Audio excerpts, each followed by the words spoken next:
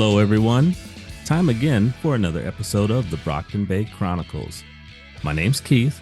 With me, as always, is my co-host, first-time worm reader, and would-be Weaver Dice Pro, Andy. What's up, Andrew? How you doing? I'm doing pretty good. I got my set of dice. I've been, doing a little practice, making sure I've got the wrist roll correct, and trying to get some good numbers going here. But yeah, I wish there were more solo adventures that I could do. I haven't got anybody here to really roll the dice with in a group. But Yeah.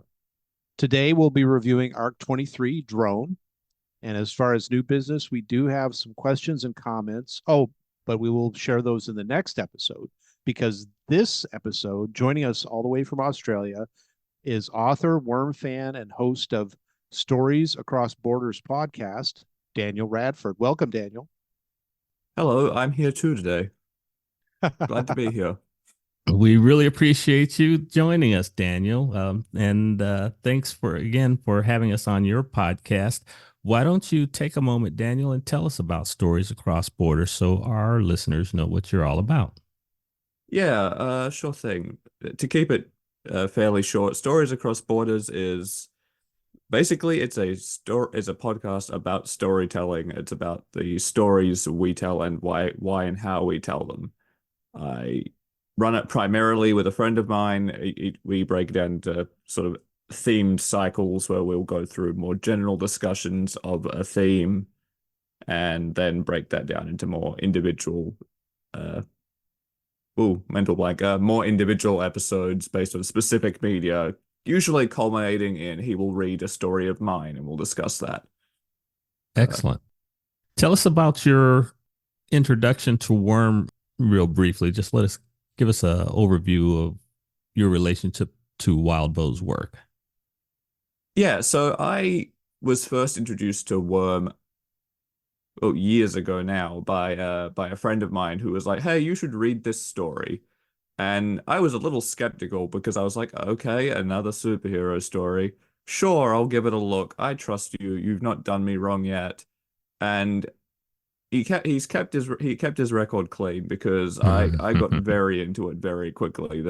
Just everything from the way the world was built to the way the characters were written, I was completely enraptured.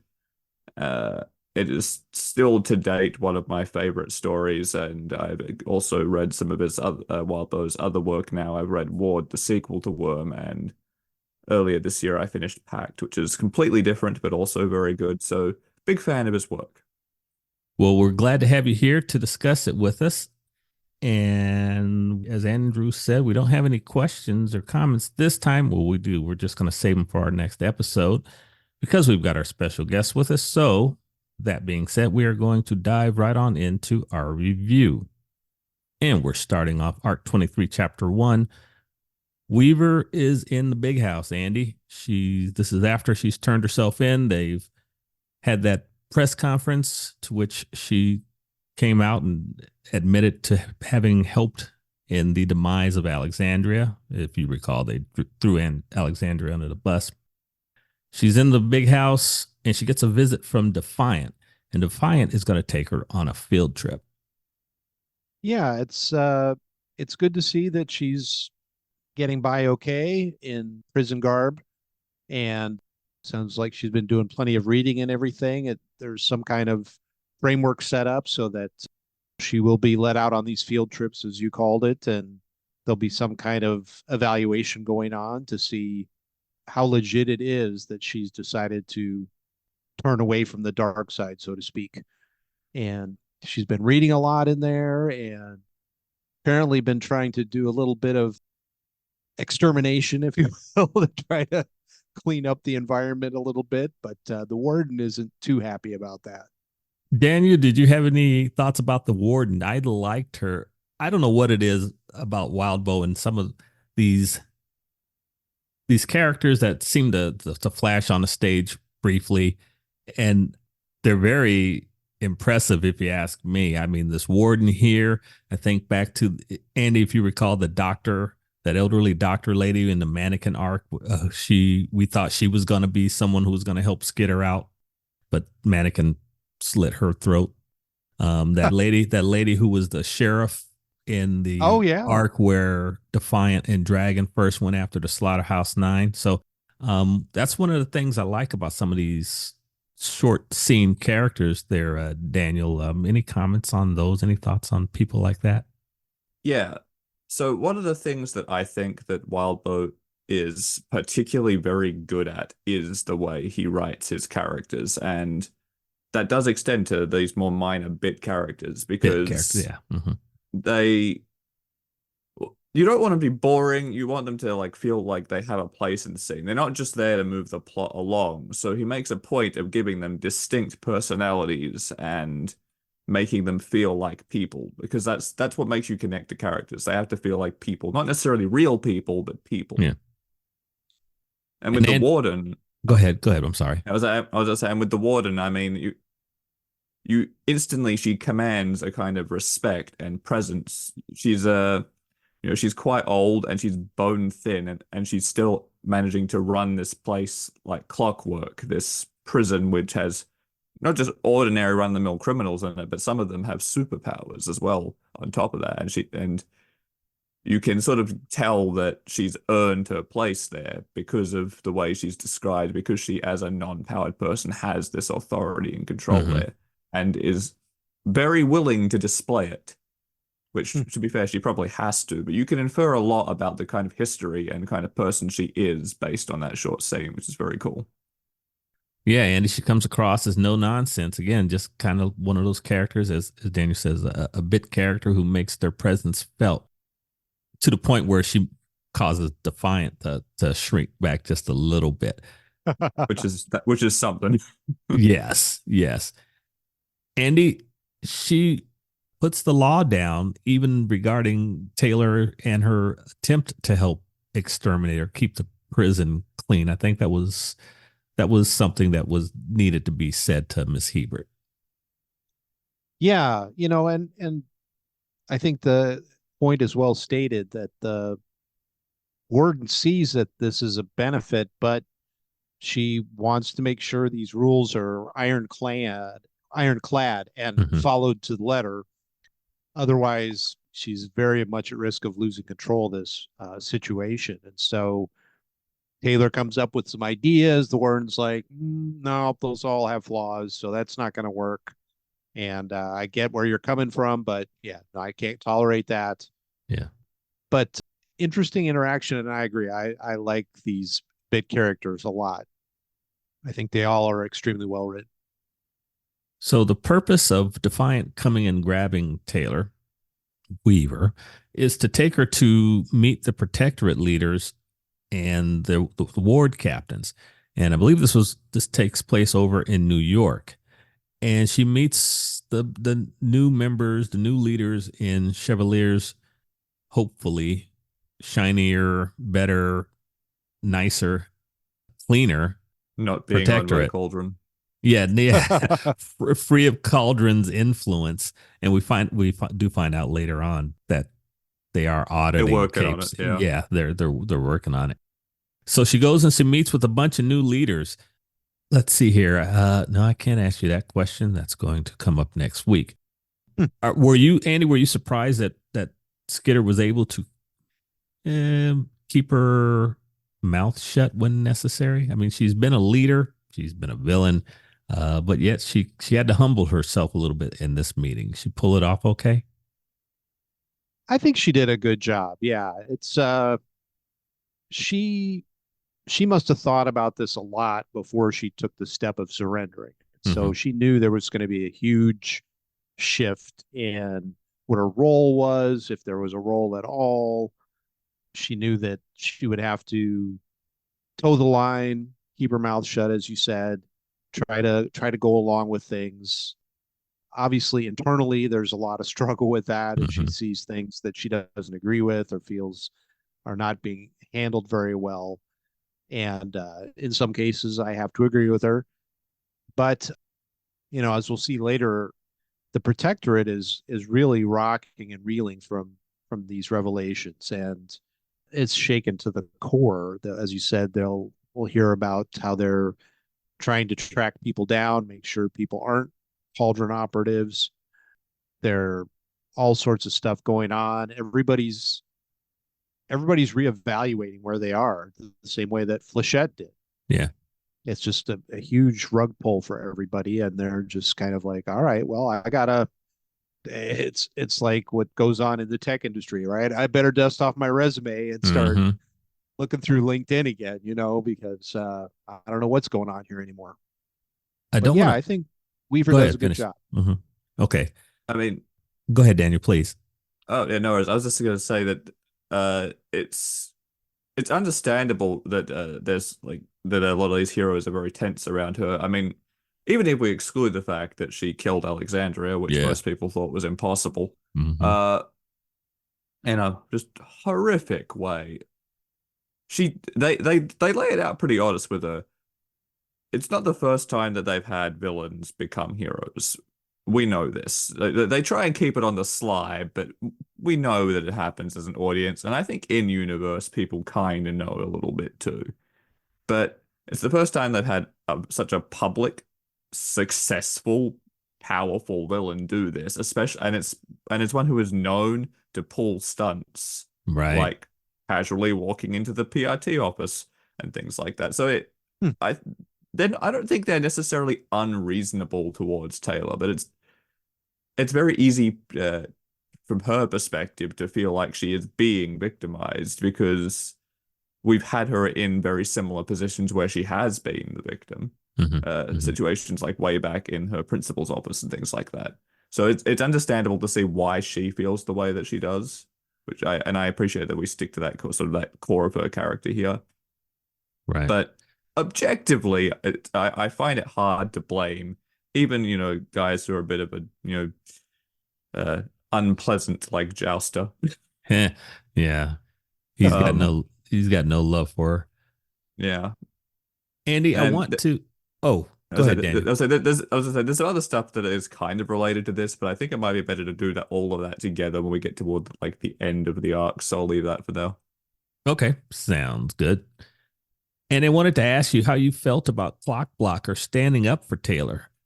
I thought this, dude, I'm telling you, when I hit this point in the story, I must have really just blown through a lot of this, going from one section to the next without reviewing and putting any thought to it, because I don't remember.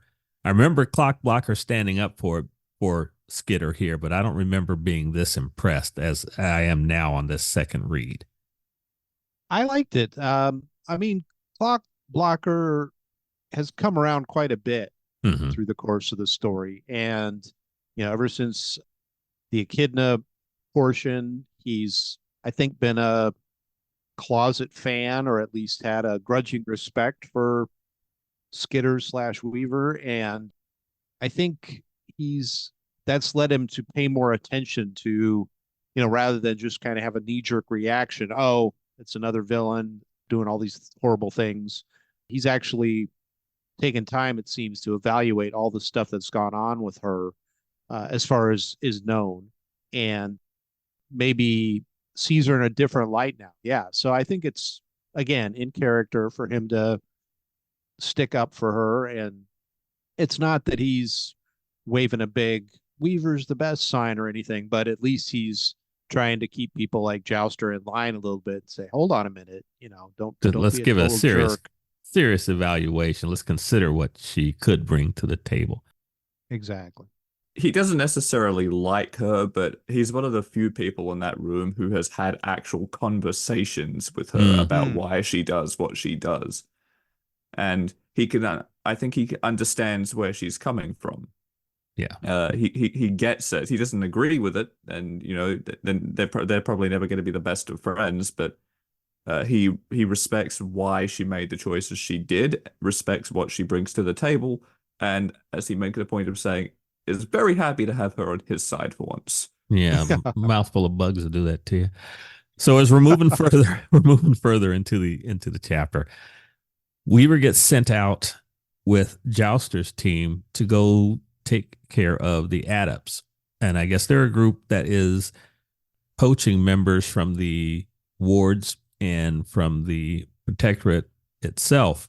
And they're kind of a bunch of, I don't know, pseudo wizard type people.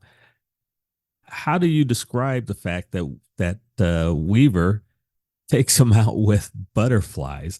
That was kind of funny with her having to deal with Glenn Chambers. He was making her life pretty rough. Use the butterflies. Use the butterflies. Yeah, I'm not a fan of marketing type people in general. I'll just come out and say that. But What? yeah, I know. Hard to believe. But again, I think the from the bit character standpoint, Mm-hmm. Wildbow right off the bat makes Glenn somebody that I don't think anybody's really going to like. It's just I do. oh, you, okay. you a Glenn fan? Go ahead. Finish your thought, Andy. Finish your thought first. Oh, well, yeah. So he defangs Weaver from the get-go pretty much, but then Weaver in her usual fashion finds a way to have the iron fist and the velvet glove, so to speak, with the scary stuff wrapped in a big cloud of butterflies. So There you go. she'll always find a way. Go ahead, Daniel. I mean, I'll have more to say on Glenn later because he's going to pop up a bit more prominently in another one of the chapters in the arc a little bit further down. But yeah, and some of my perception are a little colored by the fact I've read this story several times, so I remember where he True. goes further on. Mm-hmm. But I just want to say that I definitely think I can see why it'd be very easy, especially looking at things through Taylor's eyes, to look at Glenn and be like, you're a problem. But I actually really like Glenn. I think he's a very interesting character. Yeah, it does present a realistic challenge for Weaver, aka formerly Skitter, and she's chafing under the yoke of the protectorate rules. Now, Daniel and I know what's going on eventually, but it does seem realistic, I think, that yeah, this former supervillain who's used to operating her way is gonna not like the shackles metaphorically being put on her power, especially by someone she just sees as the PR flunky. Definitely, yeah. And part of the problem is that well, even we as an audience maybe have trouble grasping what a PR nightmare the Cauldron stuff is, and Oh yeah, Alexandria very dying and true. all that stuff. And so Glenn has got to be just on the hottest hot seat trying to control this. And so he wants to make sure there's nothing else that makes the situation any worse. And so he's probably coming in a little heavy-handed, but it's understandable.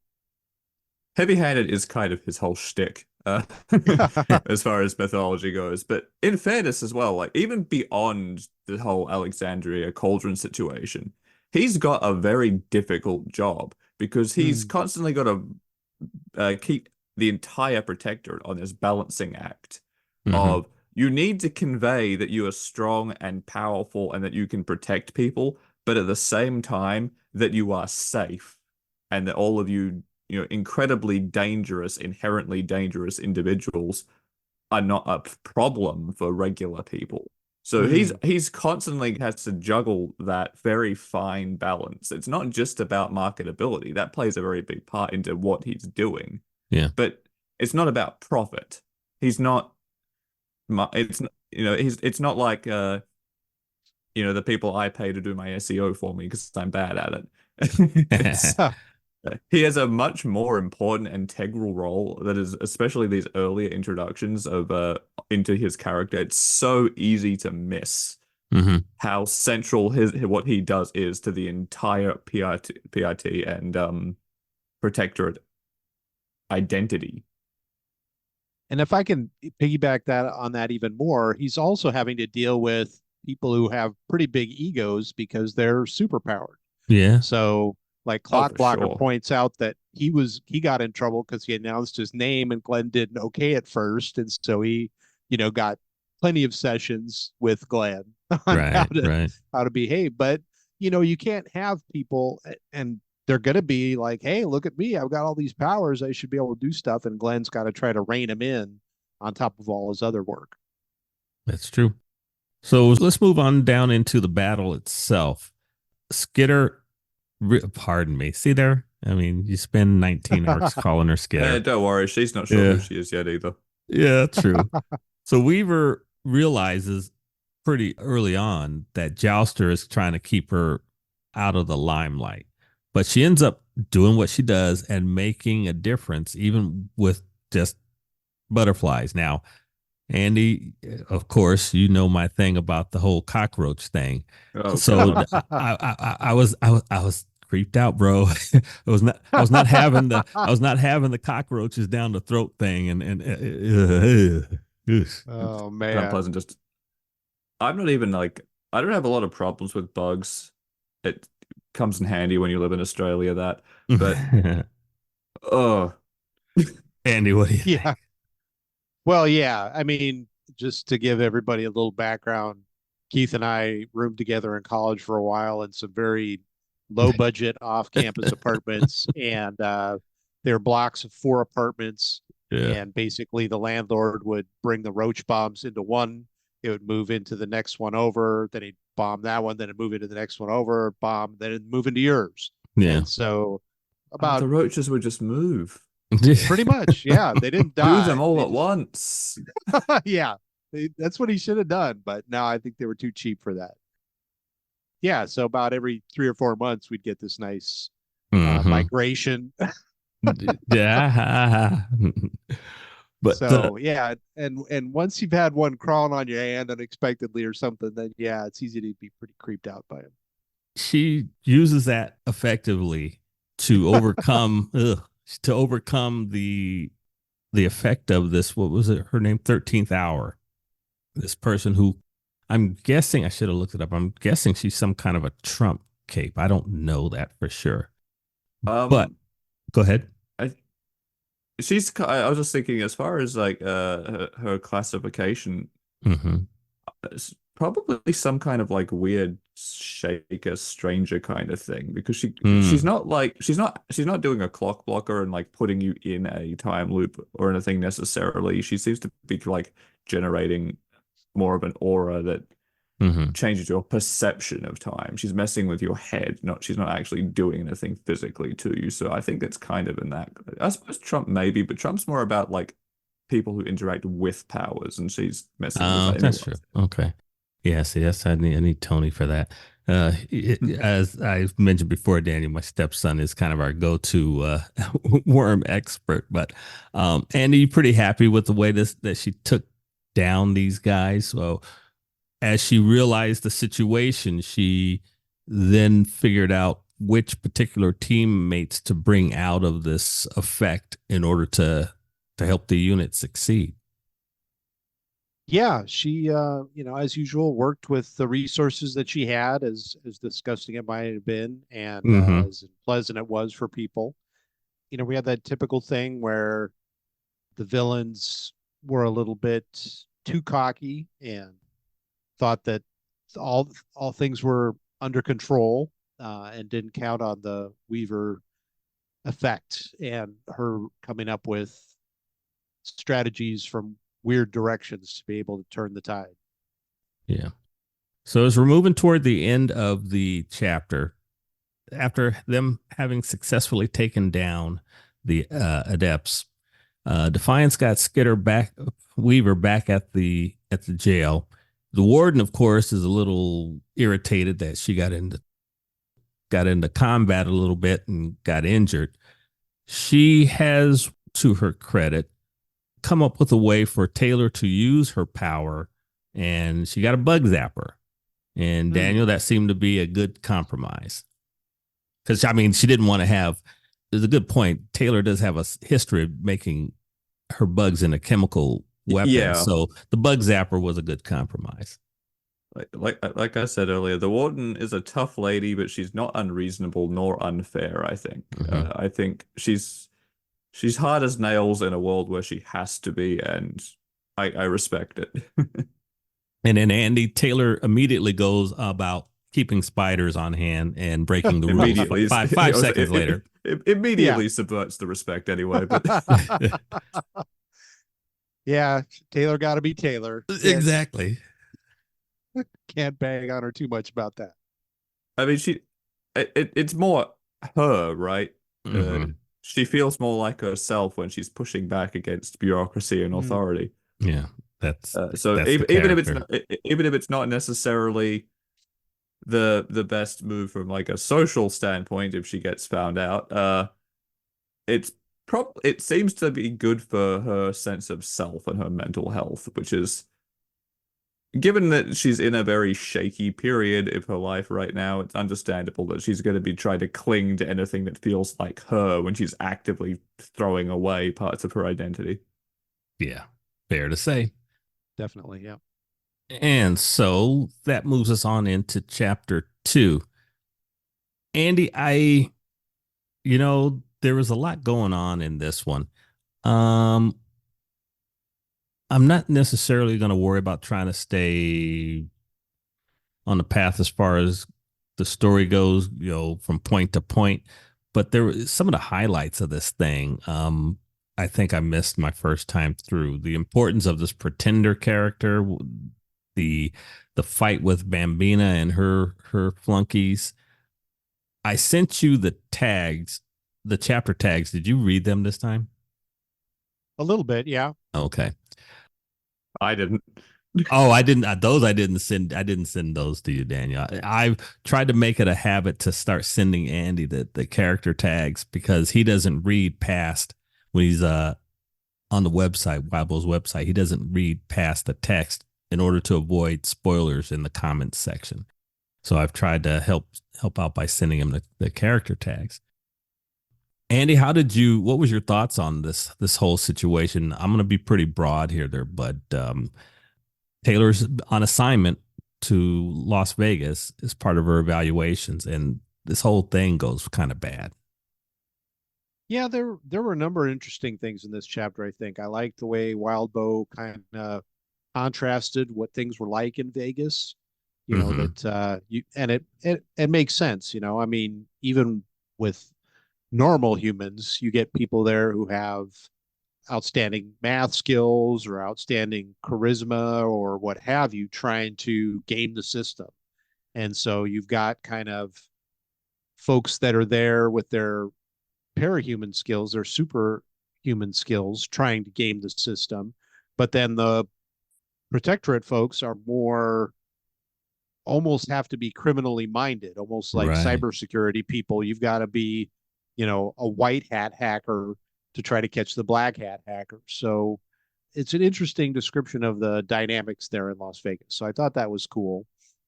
Taylor's kind of on, yeah, prisoner guard duty, which is they told her she'd be on this kind of thing as, Transfer even. yeah, transferring him. And then it's interesting. I really liked Arbiter's power and how he had kind of the danger sense, but it wasn't as intense as a lot of the other folks. I think. Arbiter's power. Arbiter's power is kind of like, the conspiracy boards with all the red string. There you go. Okay. It's basically Arbiter's power when you think about it. It's just the linking people to other people and establishing threats via social engineering, like how dangerous are the people connected to this individual more than anything, which I think is a fantastic person to have in Vegas. Yeah, No doubt. it's a different environment. They as Andy pointed out, they did make that comparison between the Capes who were prominent in the big cities like LA or New York versus what the Capes who, as Andy would say, the white hat hackers needed in Vegas. Andy, the protectorate now, Alexandria's gone, obviously. Legends stepped down. Idolan's given up his leadership. Do you have a sense yet to make a comparison between the new top dogs versus the old top dogs? Or that might not be a fair question at this moment since we're still on the front side of these big changes. Yeah, You need a little more time. That might be a fair no, question to check. I think what I'm seeing here so far is one of those things that is a big problem in like management. One thing Mm-hmm. they talk about in management is that you should always be training your successor. You're hoping that you're going to move out of that job one way or the other. Either you're moving up the ladder or you're retiring. and Mm-hmm. you want to keep the organization in good shape. So you should be training the people that are going to come behind you, even if, it could be a little threatening to do that, or it takes away from other stuff that you're going to do.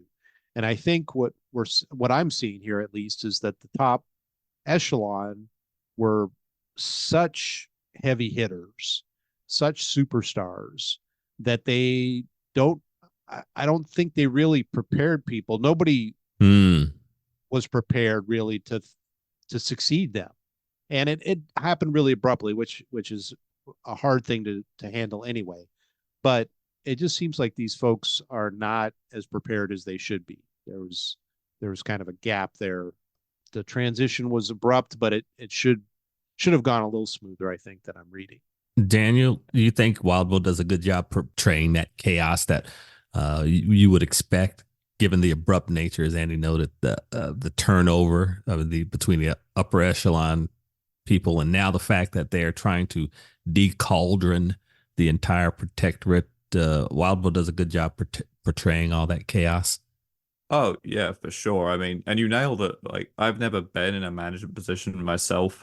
My career trajectory has been a bit of a weird one, to say the least. But I liked what you said about, always trading to successor. They haven't really been doing that. Obviously, they've had other heroes developing leadership skills, leading teams, working under the protectorates to triumvirate and things like that.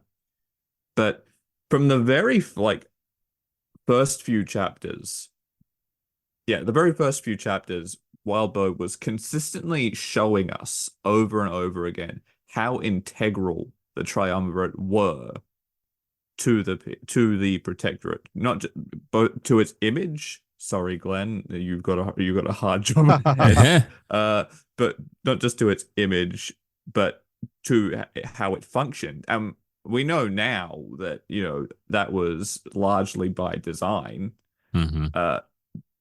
They never really prepared themselves for a world where they would have to replace the protectorate. Certainly not all three of them. So even though there's plenty of other capable leaders, like Chevalier is an incredible leader. Yeah, I agree with for that. example, he's been thrown into this situation where he's got to kind of rebuild everything from the ground up, and you definitely get the sense that not everyone's not entirely sure what's going on, and it's not just in the big stuff, like when characters outright say, "Hey, everything's chaos. Thanks, Weaver." Uh, it's sometimes it's the little things. It's the fact that you've got the adepts, for example, in the previous chapter, who are poaching wards and protectorate members. Why can they do this? Because this has happened. Right. Or you get the situation in Vegas where suddenly they have Pretender, who we have established is a body snatcher, and they're trying not to lose him because he's, for some reason, gone and killed another Protectorate cape, a thinker. And it's implied that it's because, as a thinker, they were getting too close to some stuff that maybe Cauldron didn't want them getting near to, for example. And you definitely get a sense of how big a mess it is, and I think it's been being set up for a very long time. Andrew, I want to see if you picked up on a couple of people. So during the fight, while they're trying to get away with Pretender, the sniper and the boogeyman, did you pick up on who those characters were? I figured the boogeyman, after things started happening at the dragon ship, must be Contessa. Correct. The sniper, I wasn't sure about. I completely missed that. That's why I'm glad I sent you the tags. The sniper was the number man. I didn't know that at first. Oh, That's why he was ricocheting bullets in the rhyme, bro.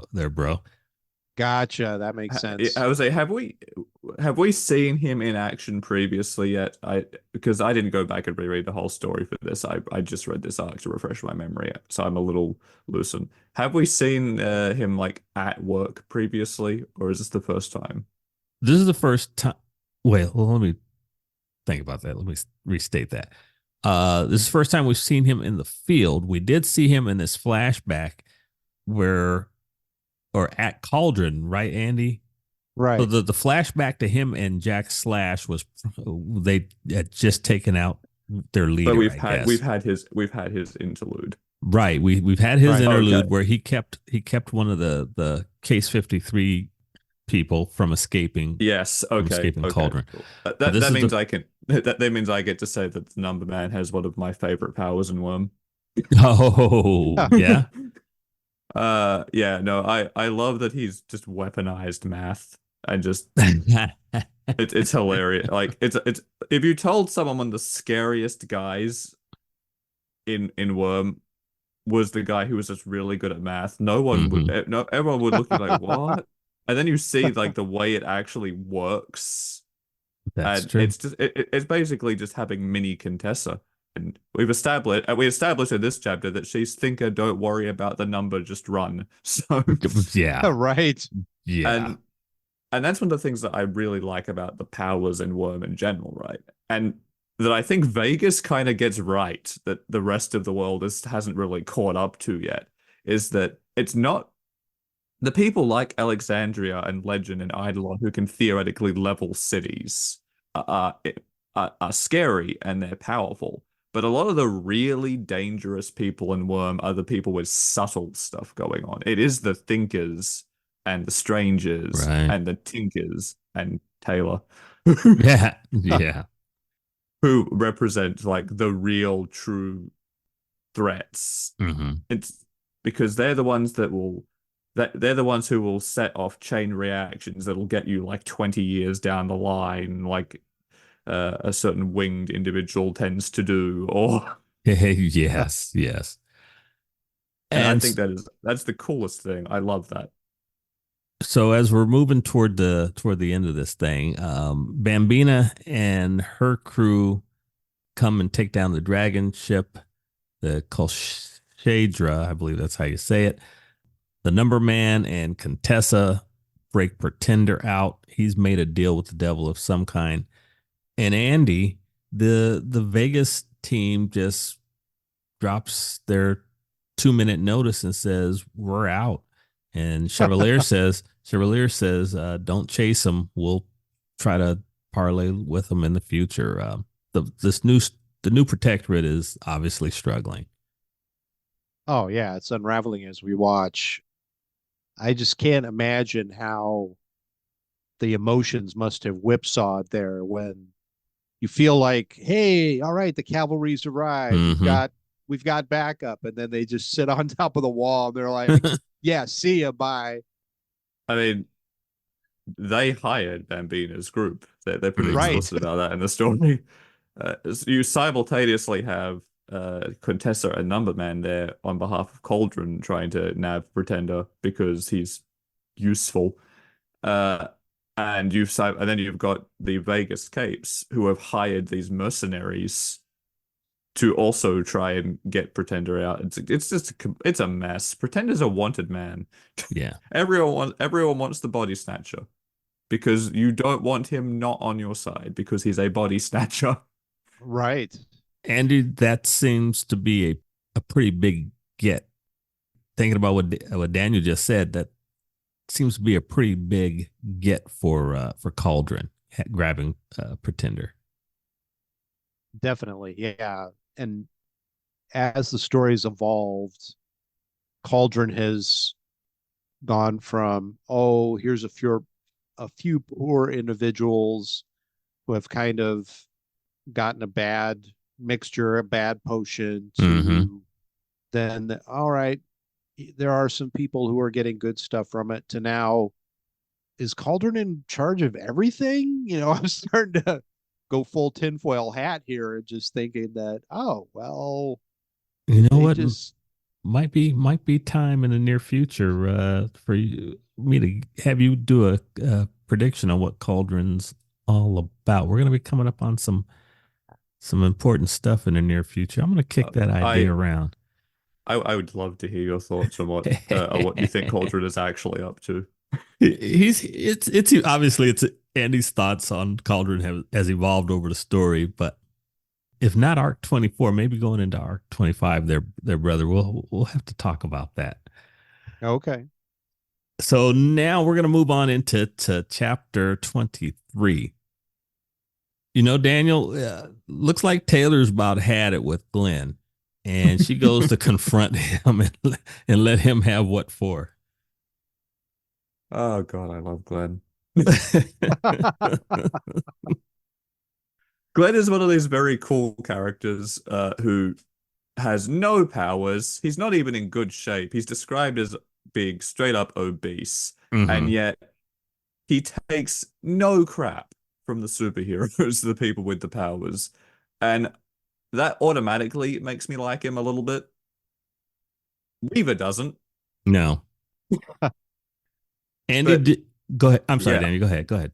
Yeah, I was gonna say, like this chapter in so many ways is just all about illustrating everything I was saying about Glenn earlier. That, Mm-hmm. you know, in a world where people have powers, actual powers, he's had to find his own way to express his like authority, and he's found his way to do that through just sheer force of charisma in a lot of Right. ways. Uh, Taylor does a good job of describing how he does it, even if it's not the most charitable comparison. No, and that's what kind of what I was going to go uh, talk with you about, Andy. Her confrontation, her discussion with Glenn, constantly going into it, looking for her avenue of attack with her, seems very on brand for Taylor Hebert. Definitely. Yeah. And to Daniel's point, Glenn is looking at this from a much bigger picture. I mean, Skitter, before she became Weaver, was kind of queen of Brockton Bay, was, running this criminal empire and ruling the city pretty much and doing a decent job of it. But she didn't have to worry about PR. She was a villain. Anything bad that happened was good PR for her. So she didn't have to think about any of this kind of stuff. And so she's got a very narrow view of what success looks like. And now she's in a totally different context. And so Glenn's not very charitable about the way he tries to point that out to her, probably because he has to have these talks with parahumans all the time. And from previous chapter, it seems like he's talked with all those wards anyway and tried to get them to enunciate correctly. And Hoyden's got some work to do still. but it's an interesting interplay, and it reminded me a little bit of the movie The Devil Wears Prada, where Mm-hmm. Would be right the at home in that movie. the assistant comes in and she's very, well, I know about clothes, I wear what I want. And then the main character points out, well, that color that you're wearing was something that we introduced in Italy 7 years ago. And that's the only reason you're wearing it now, is that we drove that decision. Mm-hmm. You weren't aware of it. You don't even know why you bought it, but we were the ones who crafted that thought in your head, basically. And that the light bulb kind of goes off for the assistant, like, whoa, this really is a bigger deal than I thought. And I think Glenn is trying to get that across to Weaver, but Weaver is, when she gets something in her mind, she just keeps going. It's because it's pretty hard to she comes in her that aside. room. She comes in that room pretty uppity there, bud. And she's got her agenda. And as I said, she's looking for weaknesses. She's comparing them to skid mark at one point. And she does that. She does what Taylor does, what Skitter does, looks for openings and weaknesses in whoever she perceives to be the opponent, the authority figure who's keeping her down. Chevalier shows up and she finds out that they are, I guess it's safe to say, they were looking to make sure that the Undersiders weren't doing a long con with her in this whole surrender thing. You can't blame them, can you, Daniel? I mean, wanting to make sure that this turn was legit. One can understand that. Yeah, I think we said this earlier on. Even it was like when we were talking about her first meeting with the protector in New York. Yes. When looking through Taylor's eyes and knowing what her history is, and the situation she's been in, when all these powerful people in a room all feel like all seem to be against her, it's very easy to sympathize with her. I feel like, yeah, I mean, I get it. I see where you're coming from, and I do to an extent. Mm-hmm. Because she has good reason to view the tying of hands and bureaucracy and all that as the enemy. But the minute you look at these things objectively, it's very easy to understand why they have to be so careful with her. I mean, Glenn himself earlier in this chapter even does a fantastic job of illustrating why they have to be so cautious with her, because he's the first person to show Taylor what she looks like to the outside world. Yes, you know what? Forgive me. I thank you for bringing that one up, Andy. I wanted to make sure that I got your opinion on that. That whole view of the camera and her seeing herself doing things. That comes up with her conversation with Mrs. Yamada later, but that first time she sees herself as Skitter doing things that she hadn't trained herself to do, that had to be kind of a spooky moment. What did you think of that, Andy?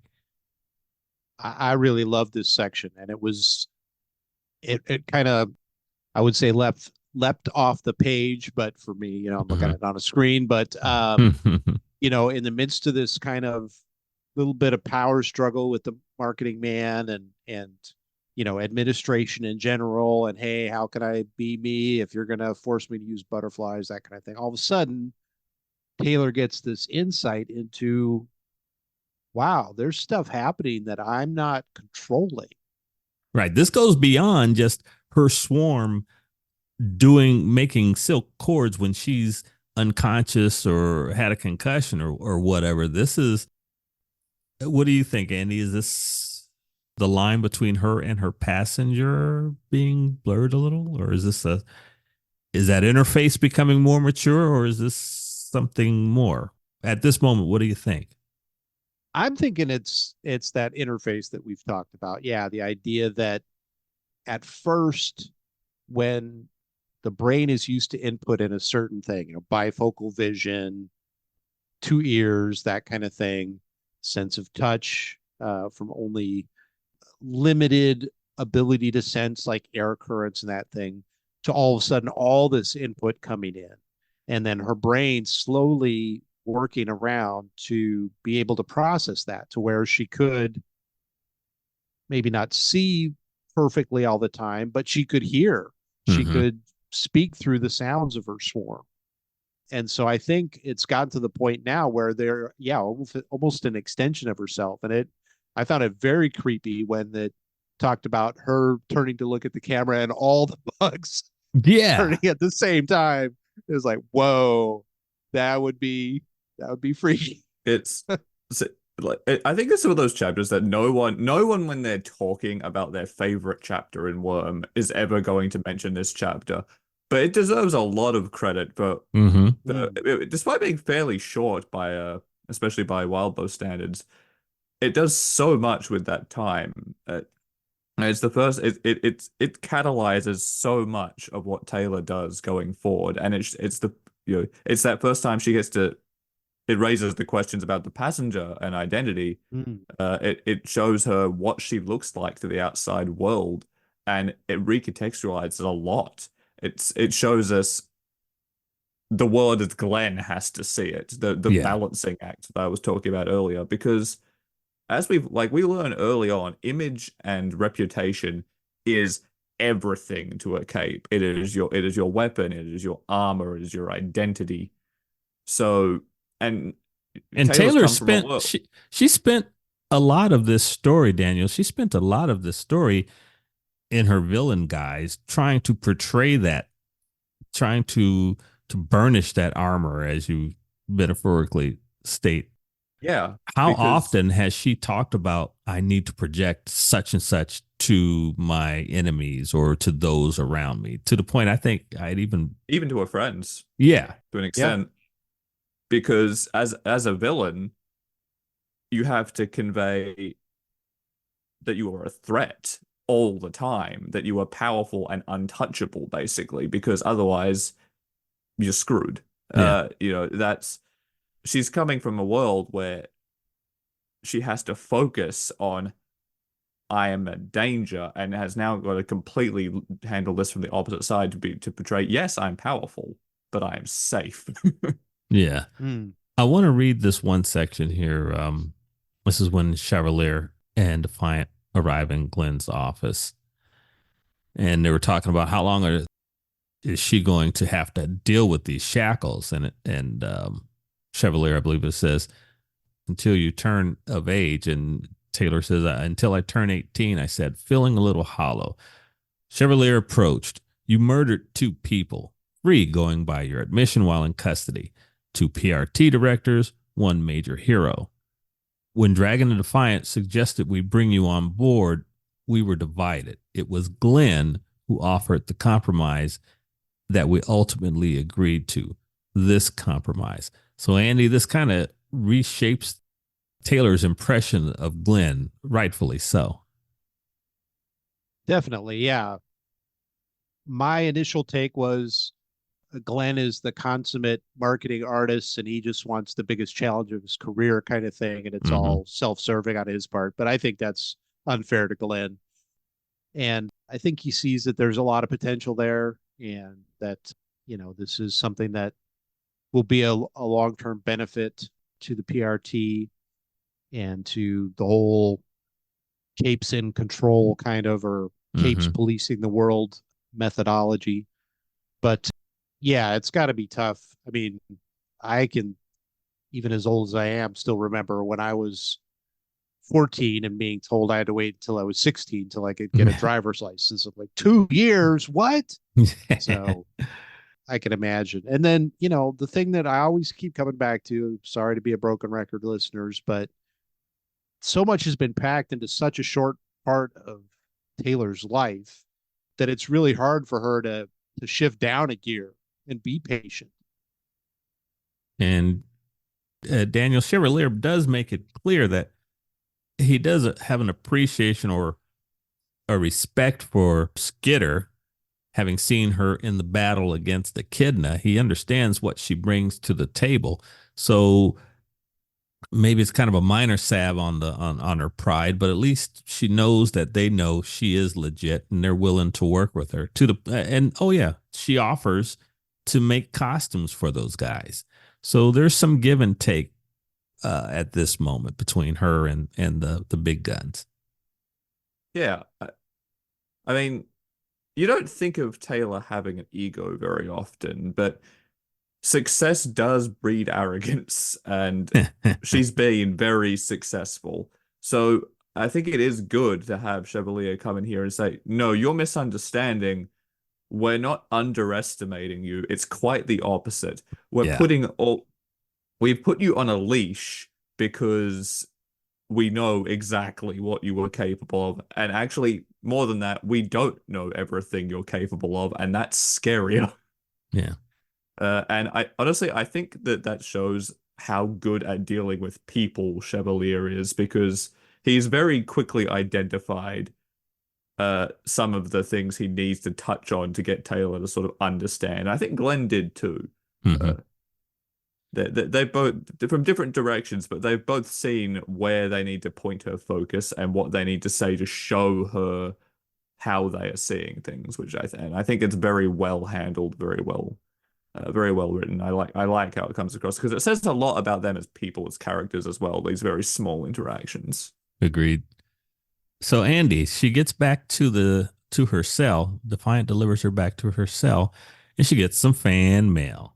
And she reads through everything, and she saves the stuff from Brockton Bay for the last. And it was some good stuff. Okay, how much did you love that letter from Bitch? Oh, that was the best one by far. Yeah. Things are working out just the way that Skitter thought they would. What's that, Daniel? I'm sorry. I said the Imps was so heartfelt. Oh, yeah, absolutely. Go ahead, Andy. Go ahead. Yeah, you kind of got to supply your own emotions to any dialogue involving Rachel, but other than anger, there's plenty of that always. But yeah, she says that it's very quiet with no people. but she misses toilets. So that's good to know. She gets But a go ahead. it sounds like it's working just the way Skitter hoped it would work for her. And then the letters from Gru. Gru is still dealing with his damage. The haha from Imp, and Tattletale gives her the lowdown on what's going on with Heartbreaker showing up and what's going on with Regent and Imp. And then we did also get some sad news from Charlotte. Andy, their Atlas has finally died. I mean, Taylor was, I don't want to say nonchalant, but I mean, she took it from, well, he was just an automaton, but I would like to think that she felt more than that, more than just, as she said, her last connection to the Undersiders. Am I reading too much in that? Did you expect her to have a little more emotional attachment to Atlas? I could see that, and I guess I felt a little bit of that myself. But looking back, Atlas was just a creation. Yeah. He was a means to an end at the time, and right from the get-go, she tried to care for him, and he wasn't responding to dietary supplements or whatever she was trying to do to him the way that he should have. So she knew there was kind of a kind of on borrowed time. Exactly. Yeah, that's a good way of putting it. So I think maybe that comes across a little bit in the text, that she had kind of expected it and maybe resigned herself to it. Daniel, yeah, I mean, Taylor's go ahead, compassionate, but she's always been practical. Like she knew this was coming. It's not like he had the mental capacity to like suffer really even. He was basically just a machine. But it says something about her, I think, that she viewed it as a connection dying. But that kind of holds up to something that I don't know if you guys thought about it like this or anything like this, but one thing I really like about the letters is if you can look at them like a collage, and it gives you it paints a very clear picture of Taylor's character and how all the different people in her life see her and think about what she values. Because I mean, obviously, Imp just pokes fun at her because she's Imp, and Regent is Regent, so he's not really giving much in the way of any connection there. But you look at the people she was closer to in the Undersiders, Gru is vulnerable and honest. Right. Because that's what their relationship was, and he knows that she appreciates honesty in a lot of ways. Tattletale gives her the information because Tattletale understands that that's what Taylor needs to function. She needs to know what's going on. She needs to have the sense that things are under control. Right. And being managed. And Rachel gets that she wants peace. Rachel understands that Taylor cares about her pack. Yeah, very true. Okay, and now we are going to move on into chapter 4. Andy, Taylor gets some much needed therapy from Mrs. Yamada. This is another character who I was happy to see show up again, as become kind of a series regular. Good dynamic between these two. Mrs. Yamada's a consummate professional. Yeah, and she's in a tough spot, similar to what Daniel was stressing about Glenn. She's dealing with folks who are way outside the norm, not necessarily in a bad way, but definitely not something that was probably taught in the textbooks at all, in Psych 101 or anything. So she's got to deal with that, but then she's also putting herself out there as, I could be just your therapist and everything's totally confidential, or I could be your advocate. I could be trying to help you fit in and help you negotiate and navigate things, or I could be a hybrid of those things. And that's really that seems like it'd be a ton of work. So that's a huge commitment from Mrs. Yamada, I think, and very admirable. Daniel, right character at the right time to be in Skitter and Taylor's life to help her make this I transition. I think there is very rarely a wrong time for Jessica Yamada to be in your life. Other than the fact you find yourself needing a therapist. Well, that's true. She's very good at her job, and it is like you said, it is a very similar situation for her as with Glenn, where similar in not like the function of it, but in because parahumans throw everything so out of whack, she needs to be a place that is safe for these people who's built all of this metaphorical armor up on their identity of strength. Right. And she needs to create a space where they feel safe being vulnerable. So the fact that she does that with even a little success is incredibly impressive. Yeah, Uh, Andy, she does a pretty good job of almost immediately disarming Taylor. Yeah, and not that I have a huge amount of experience with it, but the best therapists do that. You know, they have a good idea of where a person might be at when things get rolling, and then they ask pointed questions and try to set the stage to find out if their initial assumptions are correct and try to put a person at ease and try to set things up. Mrs. Yamada is further handicapped in this situation where it looks like she's not even in her own office. Yeah. And for, I think, therapists in general, but almost anybody feels more comfortable in the environment they've set up, you know. And so if you're going to have a stressful conversation, it's nice to have it on your home turf, so to speak. And so for Mrs. Yamada to be operating in this random office that even Taylor, who is not the most skilled, I would say, at this kind of thing, but does have a very thinker mentality, she's able to sort out that this doesn't seem like her kind of room. Right. Yeah, she's just been one of her strengths, or one of the things that Wildbow has shown us through Taylor is how she assesses and categorizes people almost immediately, as she had done with Glenn in the previous chapter. Good point. So moving a little bit further in, after their discussion and they come to an understanding, Mrs. Yamada offers Taylor an opportunity to get out and stretch her legs and interacts with some kids. And this is where we get this whole Weaver dice thing, Andy. This was good therapy for her as it was for the kids involved. Let's say just before we do get into that, Yeah, because I don't want to bounce back too much. Like please. I was to say, I feel like there's a lot to take in from that one simple conversation with Jessica, right?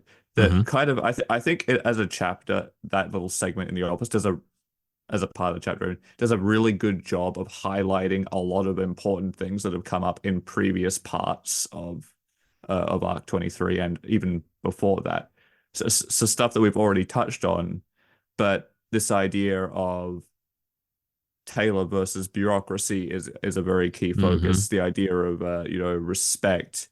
We get a lot into Taylor's mindset, right? Of balancing help and hurt, and where she's sitting with that. You know, before how she feels like, yeah, I was hurting a lot of people before.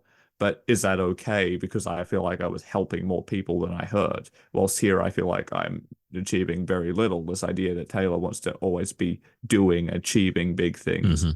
He points out something that her father has pointed out to her before, that she has a very medieval take on judiciousness. This this idea of punish harshly, and things like that, which leads to the two things I really wanted to get at there, which is that one, Taylor states that capes are naturally violent, which is interesting, and I think that is that's going to come up again. It's something worth keeping in mind and exploring further down the line, and also that this is where Taylor starts actually vocalizing out loud a lot of the things that came to light in 23.3, where she's like, where do I end and where does the passenger begin? And that Thank is you. becoming Yeah. a source of secure, like that's clearly becoming a source of concern for her, which I think is also something to keep in mind. Right. Yeah, Andy. Thank you, Daniel. No worries. Yes, this is where that comes up again, where she finally in this safe space, if you will, does some serious self-reflection about what's going on between me and my power. Definitely, yeah. There's as Daniel said, and as we talked about when Glenn showed the video, Taylor is hit in the face again with stuff going on that she's not directly ordering to happen. And it's spooking So, her. yeah, rightfully so. I was in a video at an event one time and I shared or I think someone else, I shared the video with somebody and they shared it with somebody else. Mm-hmm. And they said, "Oh yeah, I knew it was you right away, even though you could hardly see me in the video. I'm screen's way in the back of the room, but they recognized my mannerisms." I'm like, Right. "Really? I always do that?" um, so we have a little bit of that, I think, even without a passenger, so to speak. But to see something that drastic, just kind of was yet another point for Taylor to say, well, "All right, well, where do I end, and where does this begin, and is there a separation?" Yeah, Uh, it just occurred to me that her being in that scenario is far different from me doing starting block practice over and over again and training muscle memory to come out of my blocks for a 100-meter race versus, those are deliberate acts that I'm training my muscles and my neurons to recognize versus Skitter seeing herself. And I didn't do that. I, I didn't mean to sidestep that guy, and all the bugs turning, the swarm turning toward the camera. That is just gotta be spooky. So the relationship between her and her passenger, Andy, put a pin in that. That's gonna be a thing. I'll Yeah. tease you with that. Yeah. I mean, very few things that Wildbow does as a writer don't have some sort of payoff later down the line. Even things that seem very innocuous, even things in this chapter that have seemed very innocuous will have surprisingly large payoff down the line that will catch you completely off guard. And I hope you enjoy that when you get to it. But but image and identity in particular are two continuously recurring themes throughout the entirety of Worm that are going to continue being incredibly important all of the way through the rest of the way. So Definitely. and they'll keep rearing their heads in surprising places or in ways you don't expect. And I think it's just I'm just incredibly impressed with the fact that this running theme has been through from the very beginning and keeps getting expressed in all these different ways, and it never feels like forced or anything like that. It is always relevant to the story in some way. It's very, very quality. The quality of the writing is very good. Andy, Definitely. I want to take a moment, and so let's look further back. So this is Mrs. Yamata talks to Taylor and offers this level of respect and what's the word I'm looking for? Consideration for her at this moment. If we think all the way back to that moment where Mr. Gladly ignored her in the hallway, the moment where the principal and all her teachers turned against her back then, and so she's always had to fight to get some kind of recognition or respect throughout this. And now this one moment we have this professional therapist being someone extending that to her. Yeah, it's quite a culture shock. Definitely. And you even think, or my thought was, and Taylor kind of brought it up, how much can she trust her? She Mrs. Yamada kind of talks about the hybrid role of being Mm-hmm. therapist and advocate, And Taylor right away jumps on that and says, but you'd have to share stuff, right? It wouldn't. And she's like, well, yeah, if I'm advocating for you, I've got to talk a little bit about what we talked about. So then Taylor says, all right, well, let's lock it down. Yeah. How about you be the therapist? And I think that's the right way to go too. I think Taylor's well capable of advocating for herself. And I think as she comes to grips with some of these things, which again, sorry to harp on it, folks, but she's only 16 years old. Mm-hmm. I was way more messed up than this at that age, and I didn't have any superpowers, so I had no excuse. But yeah, I think as she gets a handle on stuff, then she'll be able to advocate for herself just fine, and Mrs. Yamato will be much more effective just in the therapist role for Taylor. Yeah, I mean, it's like Taylor said, she could definitely use an advocate. An advocate is something very useful, but she recognizes that she has the capacity to advocate for herself if need be. She's used to being in that role. Yeah. What she really needs is someone to help her sort out all of her, just the absolute mess of complicated thoughts and feelings going on in her head. And Jessica Yamada is clearly the right person for that job, because from the minute she walks into that room, she is already identified that what one of the things Taylor needs is to be given respect that she hasn't had to fight for. Because up to this point, even when she was getting respect as a villain, she had to work for that respect. And I'm one of those people who thinks that respect is something you do have to earn. It shouldn't just be freely given. But there's a limit to that. There's a base level of respect everyone should have until proven otherwise. And she's had to work just to get that for so long. So I think that the fact that Jessica walks in there and goes, I know what you need, is a very clear sign that she is the right person for this job, to answer the very first thing you asked me when we got to this chapter. I want to move us a little further into this chapter. Andy, I don't want to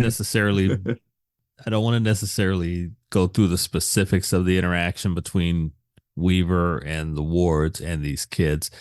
Take what sections you thought were important and let's kick those around. Well, first off, just as a throwaway comment, my usual 90s obscure reference. I knew right away that Reynard was Fox because of what was that movie with not Bill and Ted's Excellent Adventure, but the Wayne's World. Oh wow! Because he talks about his girlfriend being La Reynard because she's the fox. But anyway, well, you're doing better than me. I didn't. Wait, is that really? Yeah, I mean, I've seen that movie like once, so I mean. Oh, okay. But I never would have picked that. Me either. Well, yeah. Long story, but I had two friends I worked with in my 20s. One of them loved the movie like I did, and the other one hated it.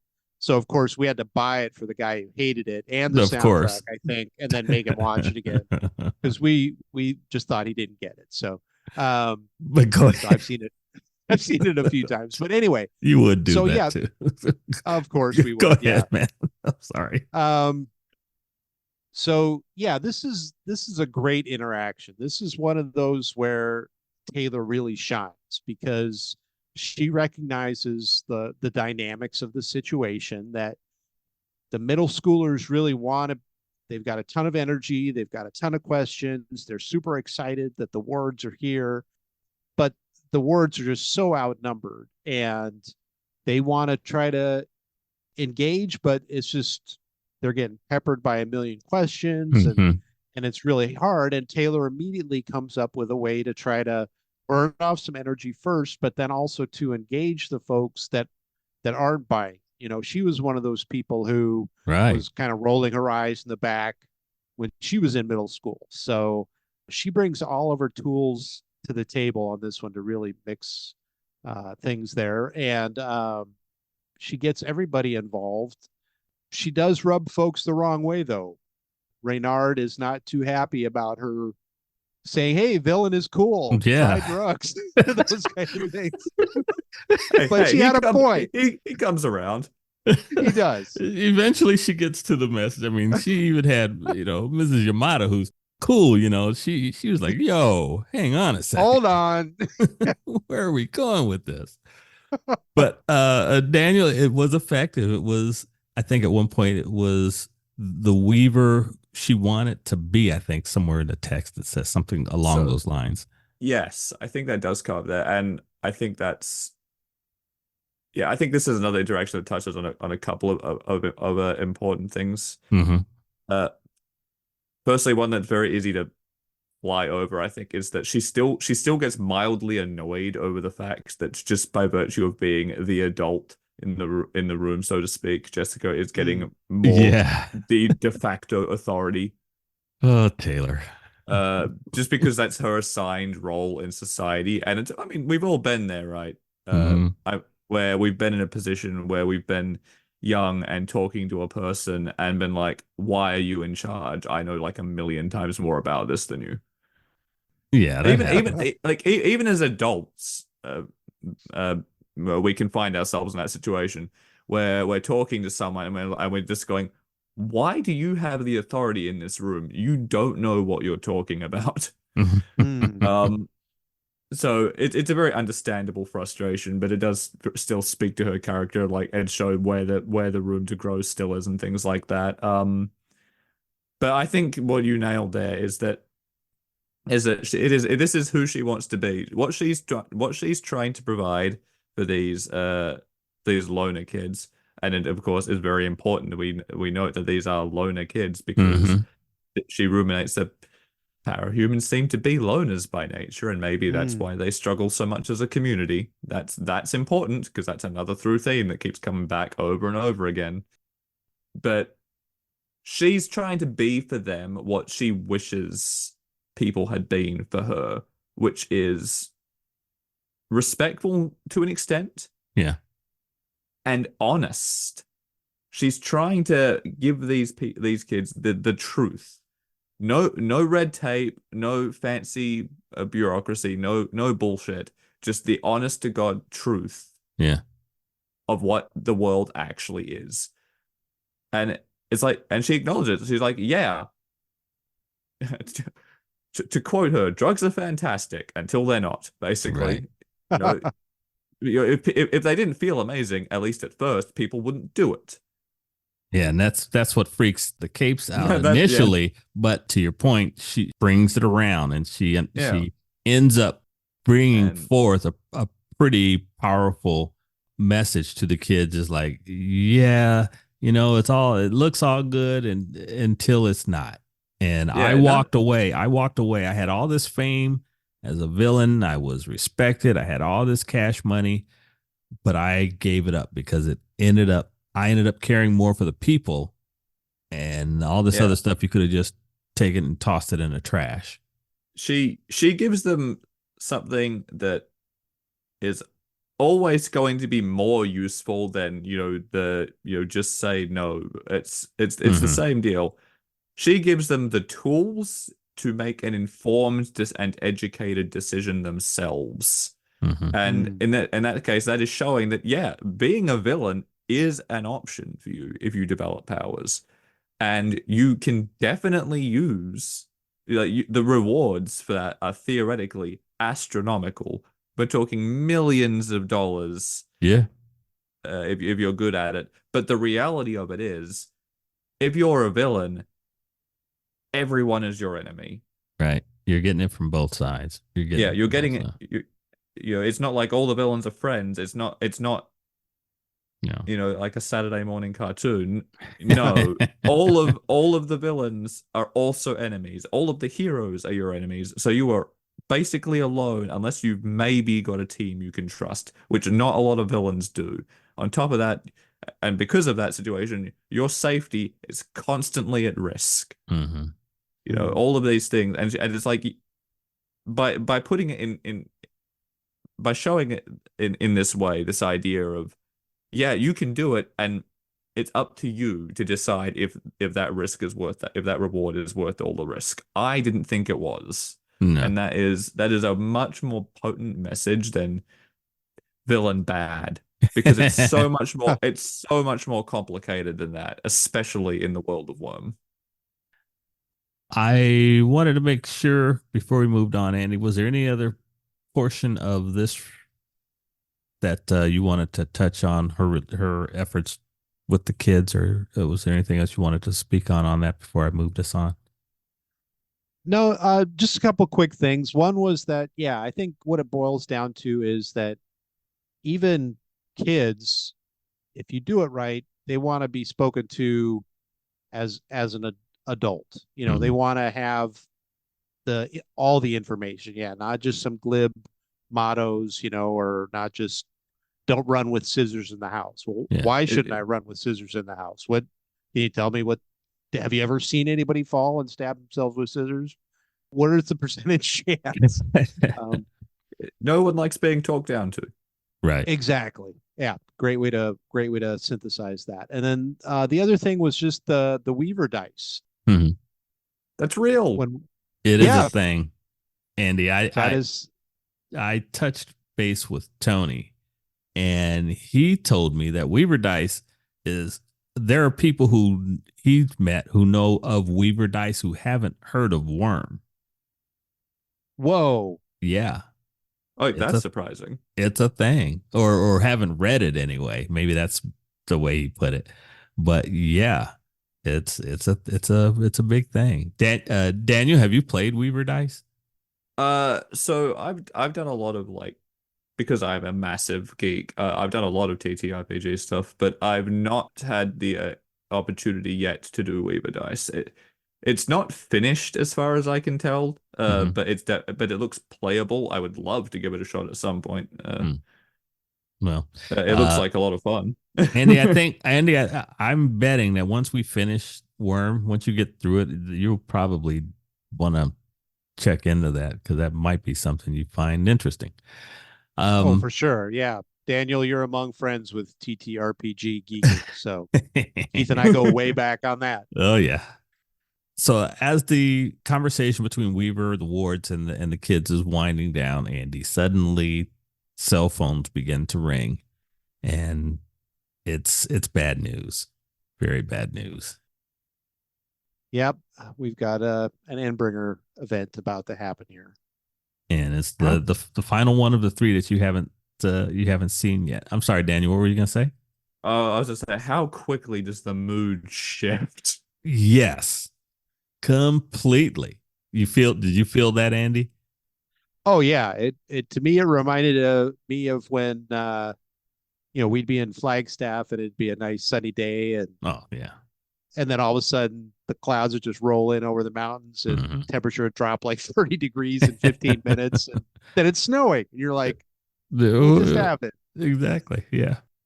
All right. So let's move on into chapter 5 now. And Weaver is on one of the dragon crafts. I think it's the Pendragon with Defiant and Dragon. And they're on their way to India, half a world away. And I guess the seismic activity has come up, and all the indicators are that we're going to get a visit from Behemoth. Andy, this interaction, I thought this was pretty good. This seems to be Defiant maybe actually being a mentor to Weaver. Can those two forge a good ward hero relationship despite their baggage?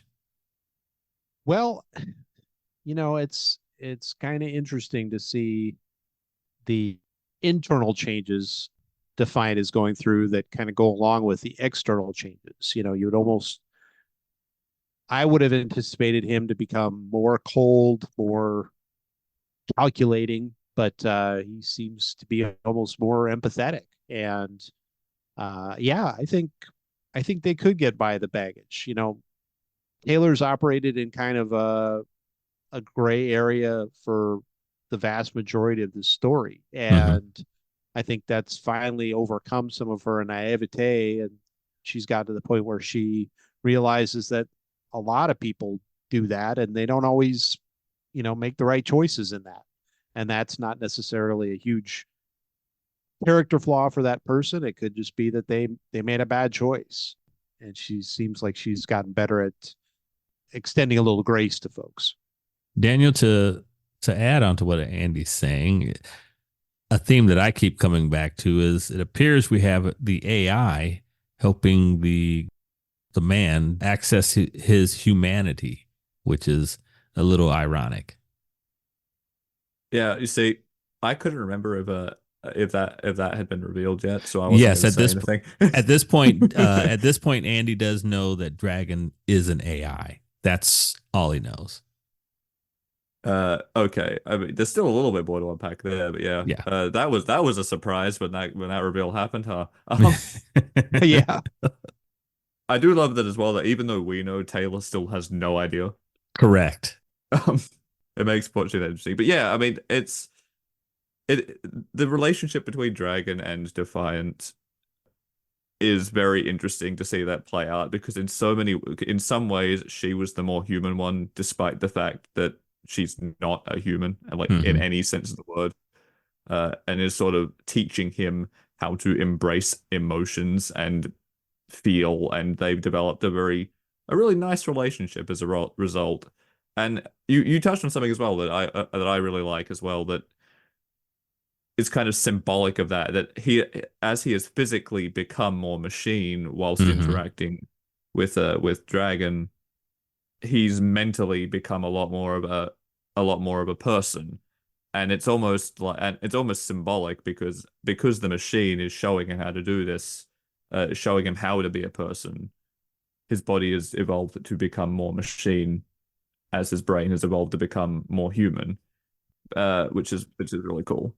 Andy, did you note that before in one of our previous episodes? I I can't might remember. have touched on it. Yeah, just because Funny you said it a minute ago. Yeah, that's true. I think when before he became Defiant, when he was even talking to Dragon about running data analysis, trying to figure out if they could predict an Endbringer event. And then when he was kind of under house arrest and talking to Dragon and trying to understand things, it seemed like he was starting to. It was almost like Dragon was acting as a Mrs. Yamada for him, Right. without, he was almost getting therapy through his discussions with Dragon. She was subtly pointing out, I use the term she kind of loosely, but Dragon was subtly pointing out things where Defiant might have had a blind spot or might have been coming on too strong, trying to coach him a little bit and approaching it in the manner of how can you be the most effective team? How can you deal with this the most effectively? But in a way that also I think got under his guard a little bit and got him thinking about, all right, well, doing it this way isn't optimal battlefield, but it's not optimal for me as a person either. So I think it's been a neat path they've been on with that. Oh, go ahead, Daniel. The other thing I just to answer the other half was like some of you guys were talking about was you asked if you thought that Defiant and Taylor would be able to form more of a bond despite their baggage, and I kind of wanted to raise the idea that I think they can form a healthier bond and relationship, not necessarily 100% as mentor and mentee, but as equals. And I think it's because of the baggage, because ultimately they are very similar people. Interesting. Yeah, and they do touch on that. Defiant does bring that up at one point, right? About earlier on in this very chapter. Yeah, how they've been released. Okay. Good point, Daniel. Yes, thank you. Andy, I did want to ask you about the jetpack. She gets this handed to her while they're on their way to India, and then she gets to try it out a little bit as we hit toward the end of the chapter. Kind of a nice tribute to Atlas to have something like that to help her get around the battlefield. Definitely, yeah. And it's so cool for me to see this kind of thing. The way the universe is kind of crafted, it's more about this person designs this person designs that, this person has this power. But here we see kind of this integration, where it's like, oh, we took a little bit of this, we took a little bit of that, we could put this together and come up with something. And have visions in my mind, I guess, of how much more efficient solar panels could be because thinkers were working on them, or desalination plants or whatever. There's just so much stuff that could be made better. And I wonder about outside the bounds of the story, if there are companies that are buying the rights to patents from thinker stuff to be able to make things to better the human condition. Honestly, I would not be surprised if there was companies who are hiring thinkers and tinkers to do that sort of thing. In fact, we know for a fact that happens. But we also know that because of the way the powers work, mass producing tinker tech is extremely difficult and it's very hard to maintain, because unless you yourself are a tinker, especially one with like any tinker has a chance of being able to do it at least a little bit, but unless you are the tinker with that speciality or specialization, whichever way we want to say it, consistently maintaining upkeep on those things is very hard. Defiant even points this out during this chapter, this very segment. He sort of says, it's not standard procedure for tinkers to outfit their teammates with gear, because it's more things that they have to constantly maintain for them because no one else can, when they could be spending that time innovating. So we see hints of it in the world, like things like that, like the extra thick buildings, for example, gets mentioned a few times, or Mannequin, back when he was still Sphere, was an expert in dealing with those sorts of problems even. But there's a limit to what it is. I think thinkers are better equipped to do that sort of job than tinkers are, because thinkers can just give you a list of instructions to follow, like steps to achieve a goal, whilst a tinker has to constantly be dealing with that sort of thing. Sure. Yeah, I guess it's why that world is like, despite having its few more futuristic elements, it's still roughly on par with our own. Oh, good point. Yeah. Andy, what were you going to say? Well, so because of my engineering background, I totally get that you have these kind of just quantum leaps in technology that are going to be hard to mass produce exactly. But, I think of Ford, GM, whoever, just buying a car of a competition and taking it apart and reverse engineering it, figuring out how they did things. And so I think that there would probably be some of that going on, but we do have the Endbringers and all the things like the Slaughterhouse-9. So it's not like it's done in this blissful, calm environment of the world. You never know if you're living anywhere near the coast when things could go really bad. So that's got to be a mental drain on folks. But it seemed like there was something else I was going to say about that. You have one more point on that? I thought so, but yeah, it's escaped me now. I apologize. No problem. If it comes back to you, just say so. Two things. Andy, I want to address Taylor meeting up with the Undersiders. And after we get to that, Daniel, I want to get your thoughts on Leviathan versus Behemoth. When they first showed up, your feelings of one versus the other, which seemed to impact you more in the story. But I wanted to make sure I brought those items up. So Daniel, put a pin in that, hold that thought.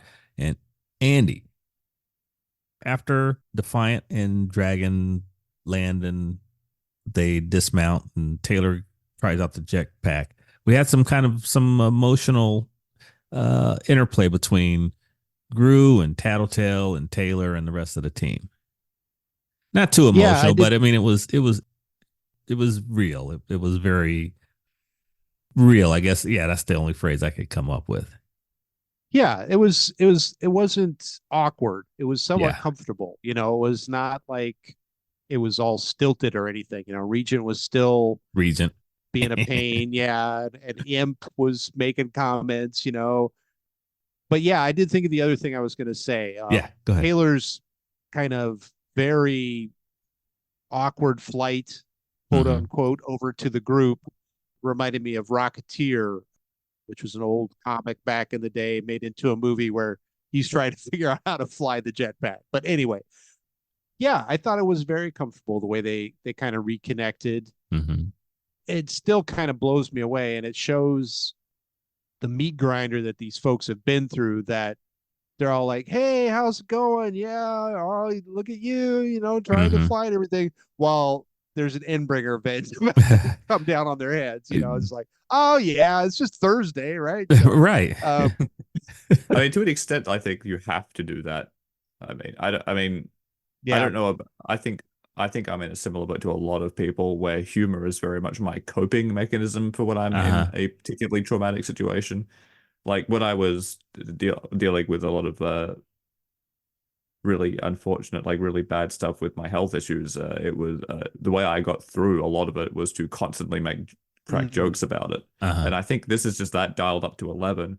When you're like when you're constantly finding yourself in these disaster, like horrible situations, sometimes the only way to get through it is to joke about how horrible the situation is. Yeah. So the Good Regent and point. Imp have their uses after all. oh gosh, those two. So the comparison I wanted you to make, Daniel, was how did you feel when these two titans showed up on the screen? Now, I think during this second read, I was actually more frightened when Behemoth showed up than I was at the introduction to Leviathan. I don't know why, but and keeping in Probably because they mind, call him the hero killer. that'll do it. And keeping in mind, obviously, that Andy doesn't know what's going to take place in the next arc, but the introduction seemed to be more, I don't know, frightening when Behemoth showed up So, versus Leviathan. What was your feelings on that? so it's tricky, right? Because I think I mentioned it as well when you guys were guests on my podcast that the Leviathan arc I think might actually be my favorite arc in Worm Uh-huh. for a number of reasons. The character drama going on in the background, the fact that it's such a paradigm shift. It's the first time we really see an Embringer and go, "Oh, that's what they are." Mm-hmm. Oh, I thought it was just like a really bad gang. No, no. So much worse. Okay. Hmm. So there's a lot of reasons why the Leviathan arc hits different and hits so hard and is just so tightly written as well, to be fair. So it's a favorite of mine, which makes it a little bit tricky to be objective about this. Mm-hmm. But I think Behemoth is scarier, and his introduction is scarier for a number of reasons. Firstly, I mean, they introduce him as the hero killer. Right. Secondly, we've seen a snippet of him in the past Hmm. already at this point in one of the interludes. We've had the briefest idea of how scary he is and how much he scares the heroes. We know that we learned very quickly that unless you are incredibly resistant to radiation, you can't get too close to him because he's a dynakinetic, and that includes nuclear energy, so he's radioactive. They've got to take Yeah. pills for it before they can even go into the situation, and that is something much like we can all understand why a tsunami is scary. Everyone, even more so, I think, understands that radiation is scary. Right. Hmm. I definitely do because it's a big thing in my book. Plug plug. But but so there is that as well. Like that contributes as well. It's also made very clear even going from the end of chapter 4 into chapter 5 that they are not prepared. No. He is the most physically threatening of the Endbringers in a lot of ways, Mm-hmm. and the Protectorate is shattered. It's a Hmm. bunch of small teams who are not really communicating well enough. There's a bunch of extra elements we find out of getting thrown in that people didn't know were going to be there, and Right. it's a mess of a situation that they're not ready for. And I think that contributes, like all of that setup showing how unprepared the new protectorate is for this event to happen, and it's suddenly coming out of nowhere. That contributes a lot to that atmosphere. Andy, I think You I want to throw the same you know question. it's not going to be one of the good ones. Oh yeah, no. And I think I do want to throw the same question to you, even though it's early days in the appearance of Behemoth. Compared to the first time you saw Leviathan, which do you think sent more shivers down your spine? Well, I'd have to say Behemoth. For me, it's that, I mean, I love the Leviathan section as well. I thought Mm-hmm. that was just an amazing battle, and just a kind of a mind-blowing adversary. But then every other thing they meet uses Endbringers as the bar, right? It's like, oh, Right. well, Echidna could be like another Endbringer, or Crawler could be like another Endbringer. Then you're like, well, okay, that's the pinnacle of bad. If you're gonna say what's the worst thing that could happen, it'd be like Endbringer event. And so, yeah, to Daniel's point, to top it all off, everything's in disarray. You've got the heaviest hitters aren't going to show up. The group's fragmented. They're all wondering, maybe questioning things. Even the people that have been added, like Weaver, are people going to be mad at her because she's the one who took out Alexandria, who was usually the one who came and fought the Endbringers toe to toe. So yeah, I when I saw that Behemoth was here, and then yeah, when his power started manifesting, it was like, holy Toledo. Yeah. I mean, the water with Leviathan was bad enough, but Mm-hmm. this guy's got stuff coming out everywhere. Yeah, for sure. Honestly, like again, as much as I love the Leviathan arc, honestly, of the three Endbringers, all of Mm-hmm. them are terrifying, but Leviathan's probably the least scary of the three of them. And the difference, like the one of again the biggest difference, right, is we know Leviathan is arguably one of the good encounters. Like he sunk an island at one point, to be fair. So props. He's earned his stripes. He's earned a label. But you know, they had a warning. They were ready, they were prepared, and we still saw how rough that is. Now Right. we've got a scarier Endbringer show up, and they're not ready for it at all.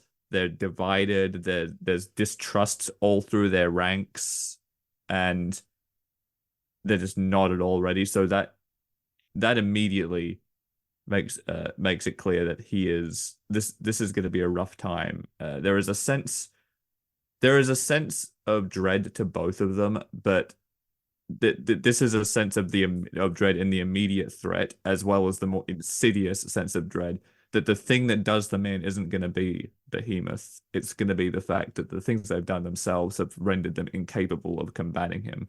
And through it all, the one through line is that in both of these Endbringer events, Taylor has managed to find herself separated from the Undersiders and feeling lost and alone.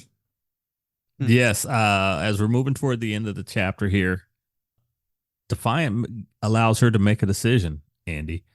He's like, look, the smart play is to go with the Chicago wards. They want you. They need a leader. They want you of all the wards.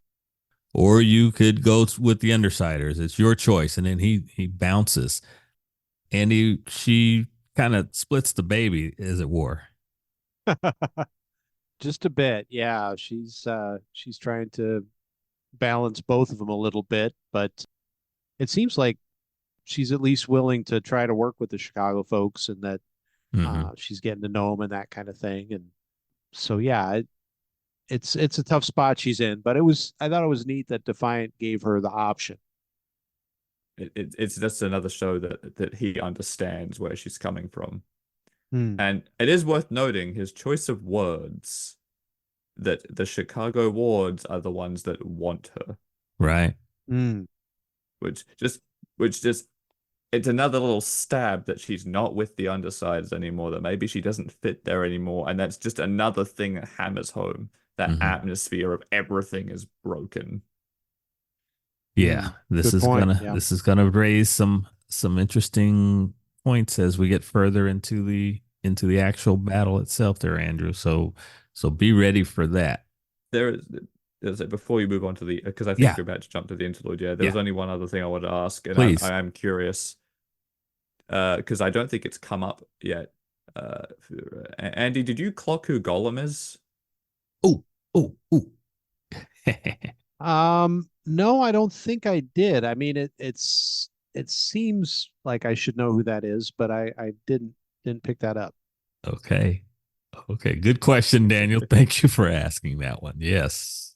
Uh, Okay. That's going to be fun when that reveal so happens. yeah, I was gonna say, do you want me to drop you a hint or should I leave you completely in the dark? Nah, let him let it hit him.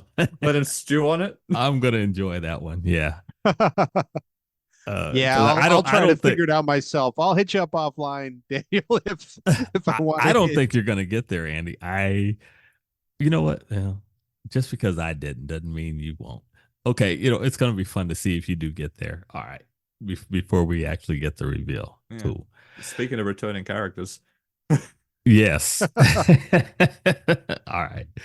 So, we are going to move on into the interlude, and it's the only interlude of this arc. So we're in the home stretch here.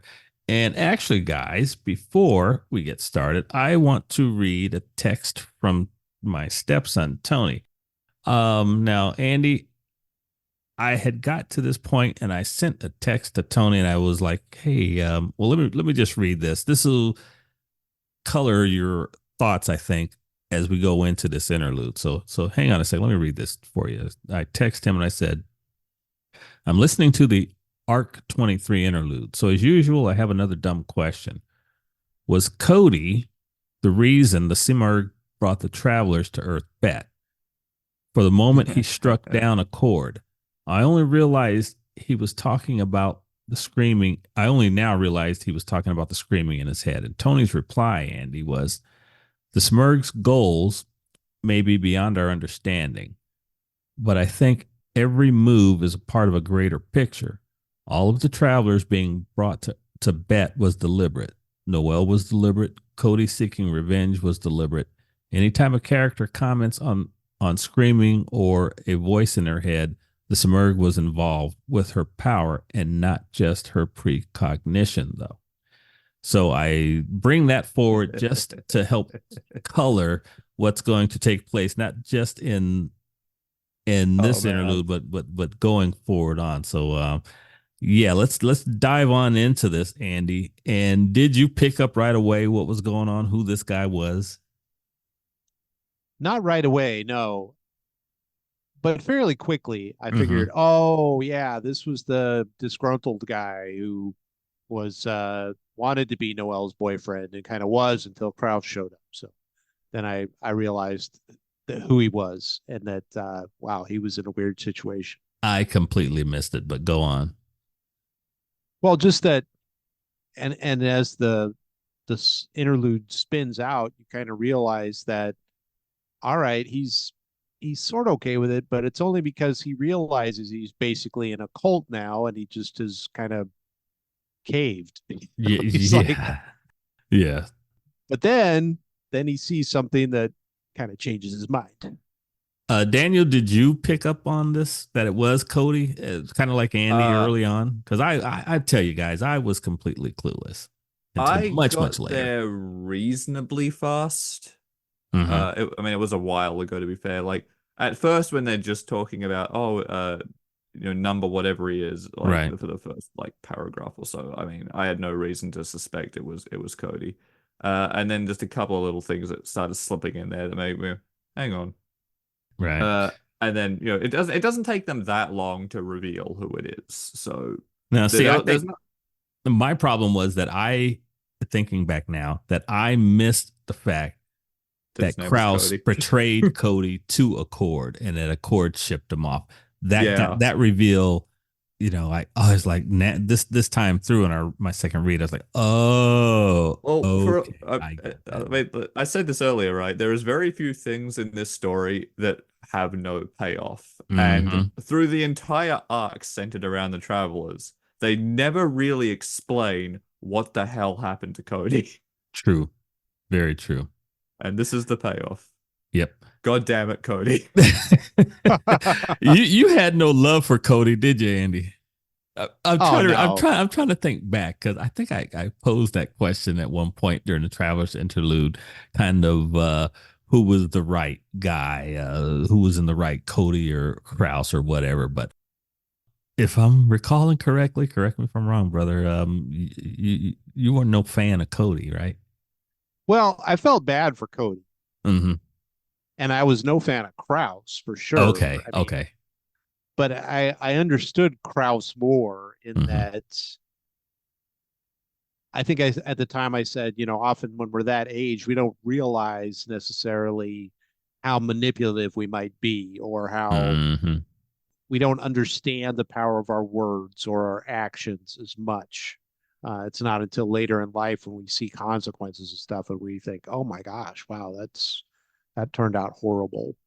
But yeah, Cody had been part of the group, and then the new guy kind of kicks him out, and that had to hurt. And it's never fun to be faced with limitations, it sounded like he'd been trying really hard, but Mm-hmm.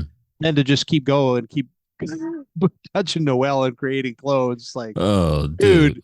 dude, Yeah, Yeah. I understand you're upset, but there's some unpleasant implications in there. yes. Oh well, jeez. Yeah. Um, Kraus was always a bit of a dick, but yeah. at least I still can't help it. I do like Trickster a lot. He's a bit of a Hmm. dick, but he's not necessarily evil. He's dedicated to Noelle, and that's about it. Uh, Misguided though. yeah, oh for sure. Yeah. Cody, I mean, you don't get a chance to like Cody is the thing Hmm. because we first introduced to him, in a situation that sucks for him, but he handles it very poorly, and then everything after that, he's uh, he Yeah. he's a pawn of the Simorg. Yeah. So Because I remember that one line I can't find it right now. He notes the screaming in his head. And it's like, had it ever really stopped? yeah, I mean So, it's so Danny, I wanted to uh, ask you, using his anger to stir him from the cult-like mind control of the Yangban. That was an effective thing that Wildbow did. It was you could visualize him stirring from this slumber that he was in, so to speak, and all of a sudden the thing that gets him, that breaks him free, is this hatred of a cord. anger is a powerful thing. Like it can be dangerous. It can also be useful if you direct it well. And in this case, unfortunately, he wasn't the one directing it, and it did have, and yeah, it can't like, we've all you know the experience. Like, yeah, you're in a bit of a, like, you're just chilling, you're just vibing, Mm-hmm. you're not really thinking that straight. You're just getting lost in the haze, just having a day, and then just something happens that annoys you, and instantly you're on. And this is just that same thing magnified by a million. Yeah, yeah. Hmm. Uh, and it's just unfortunate that rather than directing it somewhere healthy at first, like helping that other Yongban, I think that's how you say it, member, Mm-hmm. uh, get out, like he eventually does decide to do. He decides to uh screw over everyone else there first, Well, the entire and planet. yeah, and I mean that's the thing with the Simorg is you thought they were fighting one Endbringer, but the Simorg is the chess master. It's exact. I can't remember. So it was Tony was your stepson's name? Yes. Uh-huh. Yeah. Yeah. He nailed it, and I mean, I don't even know. I can't even say for sure if how much of the full picture he's gotten. But the Simorg is always planning something, and it's never something good for humanity. Right. Well, Tony, one of Tony's things is he says you can't beat the Seymour. She's already won. Yeah, You stand up and yeah, the Seymour already won. So just kind of forget about it. Just yeah. lay down and I let it mean, go. I'm going to be honest with you. Like I said, Behemoth is physically the most threatening of the Endbringers. Mm-hmm. Simorg is the scariest. Mm-hmm. And I think that's because kind of yeah, how he it's all feels. according to her design, including making situations with the other Endbringers worse, like this. And it really is just the moment he takes out Chevalier, he uses his power over and over again to finally break through Chevalier's armor with his laser. Oh, that one hurt. And then, I mean, more so to me than Accord. Okay, you can understand vengeance against Accord, whatever. But knowing that Chevalier, we just got him on top of the Protectorate. He's the leader. He's the battlefield commander, and then suddenly, boom, he's gone. I was pretty creeped out by the whole way he took out Chevalier, and I can't imagine what it must have been like for Chevalier himself. Ugh. To just keep getting reset and thinking, oh my gosh, more of my armor is gone, Right. and just have no way out of it.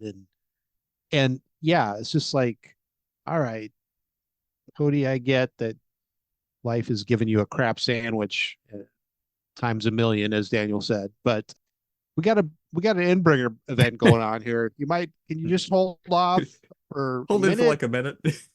Just put down the laser for a sec there. Just listen to a little meditation on your phone or something. Just relax, and then we'll come Yeah, back to this. I mean, it's like like that text said. He was placed in the exact depending how you want to look at either the exact right or the exact worst place he could possibly be at the worst possible moment to make everything exponentially worse. And that's Yeah. what has happened because this was already a group of heroes who were barely holding it together as Right. a cohesive force. And taking Accord and Chevalier and Tattletale out of the picture, that's their command structure gone. That's the Boom. brain gone. They Yep. are now a body operating without a brain Andy, will against you Behemoth. can you imagine doing a battlefield tracheotomy on yourself? Oh God. Oh, you gotta love Tattletale. Oh my I gosh. She's nothing if not persistent. Right? for sure. Go ahead, Yeah. Andy. Oh Lord. Yeah, I don't know. I mean, I've done minor stitching up and stuff, not Rambo level stuff, but Right. yeah, no, probably not a tracheotomy. I don't think I can handle that. But just to get back to Accord Mm-hmm. and Tattletale for that matter, why is it that they didn't? It seems like it blindsided everybody. Is it just because the Endbringer event has gone on, or is it because of the Seamerg interaction earlier? Or Well, let me see if I understand where you're going. Tattletale didn't know about Cody. He was gone before they got to back Brockton Bay. And Accord, you may have a point there. So wait a minute. Defiant said that the Yongbon hadn't been outside, except for diplomatic functions. They hadn't appeared outside of China in a decade. So maybe Accord didn't expect to see them there at that moment. Does that kind of cover your bases there, Andy? that makes sense. Yeah, To yeah, that definitely a I wild say card. I could elaborate on that a little bit Please. more, I think. Tattletale did clock that he was a problem. Mm-hmm. Once Uh she saw yeah, that, once once he she was saw there, Accord's reaction, yeah, yeah, even before then, she was like giving him glances and stuff when he was hanging around because that's how her power works. It's intuition. She didn't know exactly what the problem was. She was piecing it together in real time. This is a Mm, problem standing here. Why is he a problem? Oh, gotcha. he's looked at a chord funny. Okay, there's history there. Oh crap, he shot me with a laser. Yeah, Uh, and as for a chord, I mean, part of it is, yeah, the Yongbon, they weren't supposed to be there. right. It's arguably it might have in a different universe, it would have been good that they were, because they Yeah, need all yeah, the help they can get. But of course, that wouldn't have factored into the plans because same for Tattletale to an extent. But mm, they weren't part of the plan. They weren't supposed to be there. right. Uh, gotcha.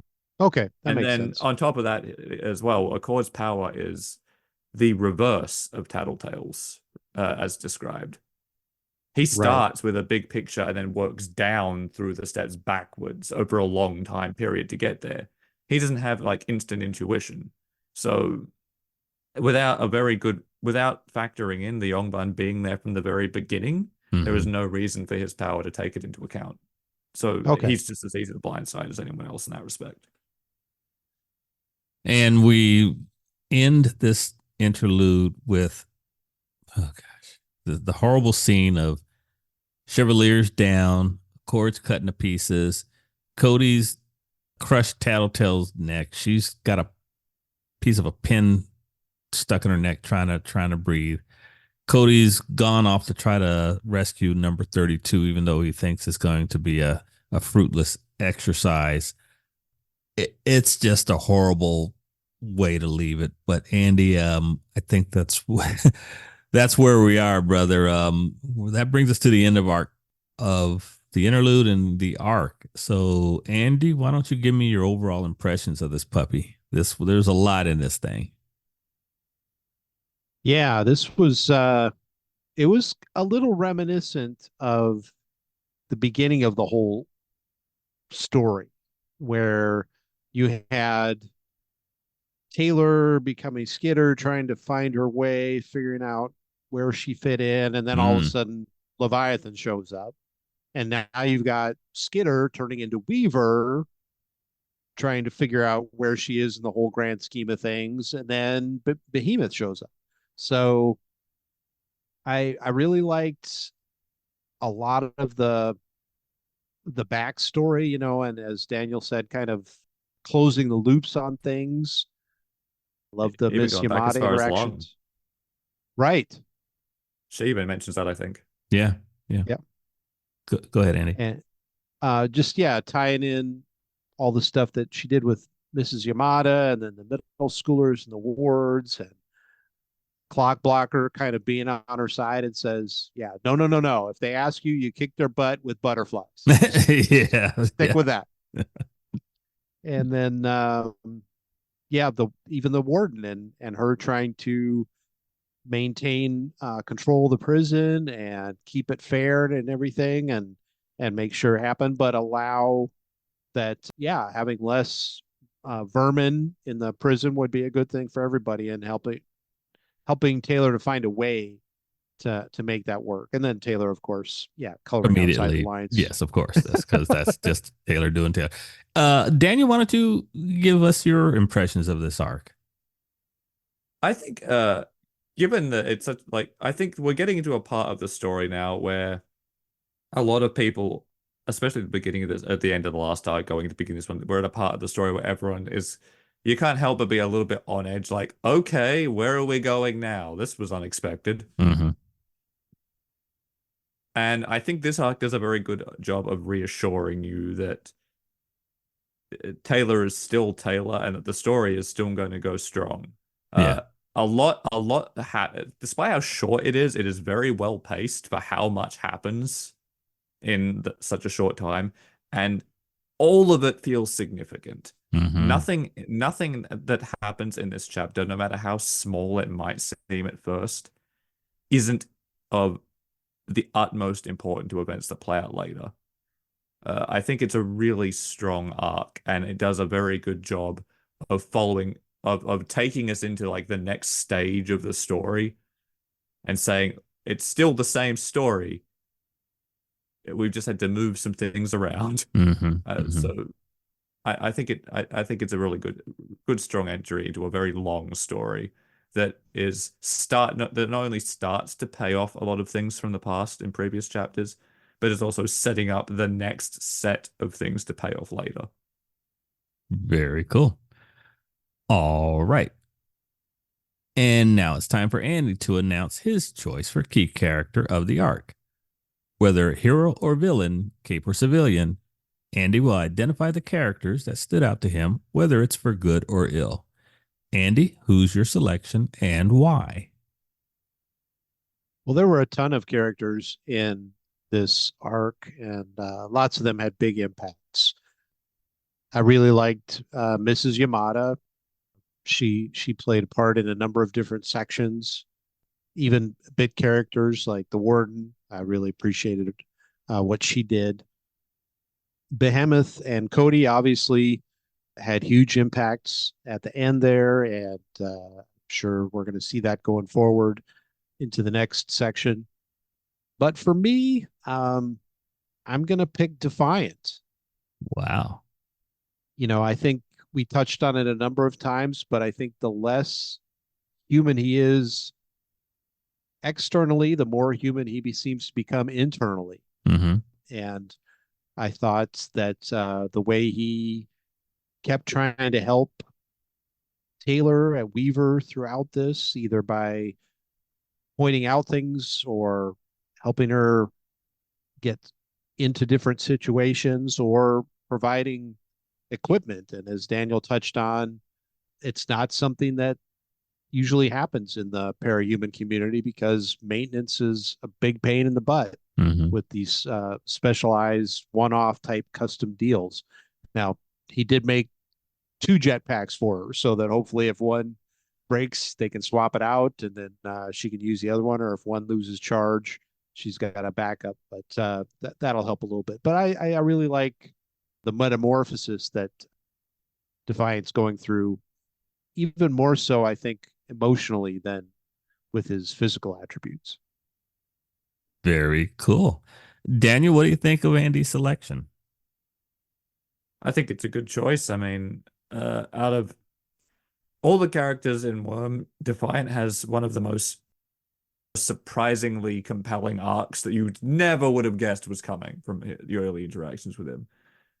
He ends up being such a very interesting, very compelling character, and I really like what's going on with him here. So I think it's a good choice. Personally, I will just continue to shout Glenn from the rooftops, but go ahead, man. Ain't nothing wrong with that. but no, Defiant, very good choice. All right. So Defiant's Andy's choice for key character of the arc. And with that, folks, we will be heading out now. Daniel, we really want to say thanks so much for joining us this review. And I wanted to see if there was anything you wanted to plug. Tell us a little bit about your writing or your website. Yeah, always happy to plug my stuff, so no worries there. To make it easier for you guys, most of my stuff you can find on my website, radfordwrites.com. My podcast, Stories Across Borders, is there. You can also see sort of like blog and article posts and stories and poetry and stuff I write get posted there as well. You can also find links to my books there. So that's basically everything can basically be found on that one website in one form or another. And yeah, and beyond that, just thanks for having me. It has been very fun. I love any excuse to talk about this story. Well, we'll endeavor to see if we can't perhaps get you back for a recap. I was about to say I would love to collaborate on more things with you guys again in the future. It's been between having you guys over on Stories Across Borders and doing this, it's been a blast. So excellent. So more to come in the future, hopefully. And with that, I'll say thanks to everyone for listening. Please come back and join us as we dive into Arc 24. So until next time, take care. Yeah, I'll echo what Keith said. Daniel, thanks so much for being on. I really enjoyed you here, and best of luck with all that you're working on. It was great being on your podcast as well. And yeah, if our viewers or listeners want to hear what's going to happen with Behemoth in New Delhi, then yeah, you'll have to come back for Arc 24, and we look forward to talking to you then. Thanks so much. Bye-bye. Thanks for joining us in this podcast. We hope you'll like, comment, and subscribe. If not, thanks for stopping by anyway, and we hope you return. Music is by the band YYNOT from their self-titled debut CD. You can find more information in the link down below. Catch you later.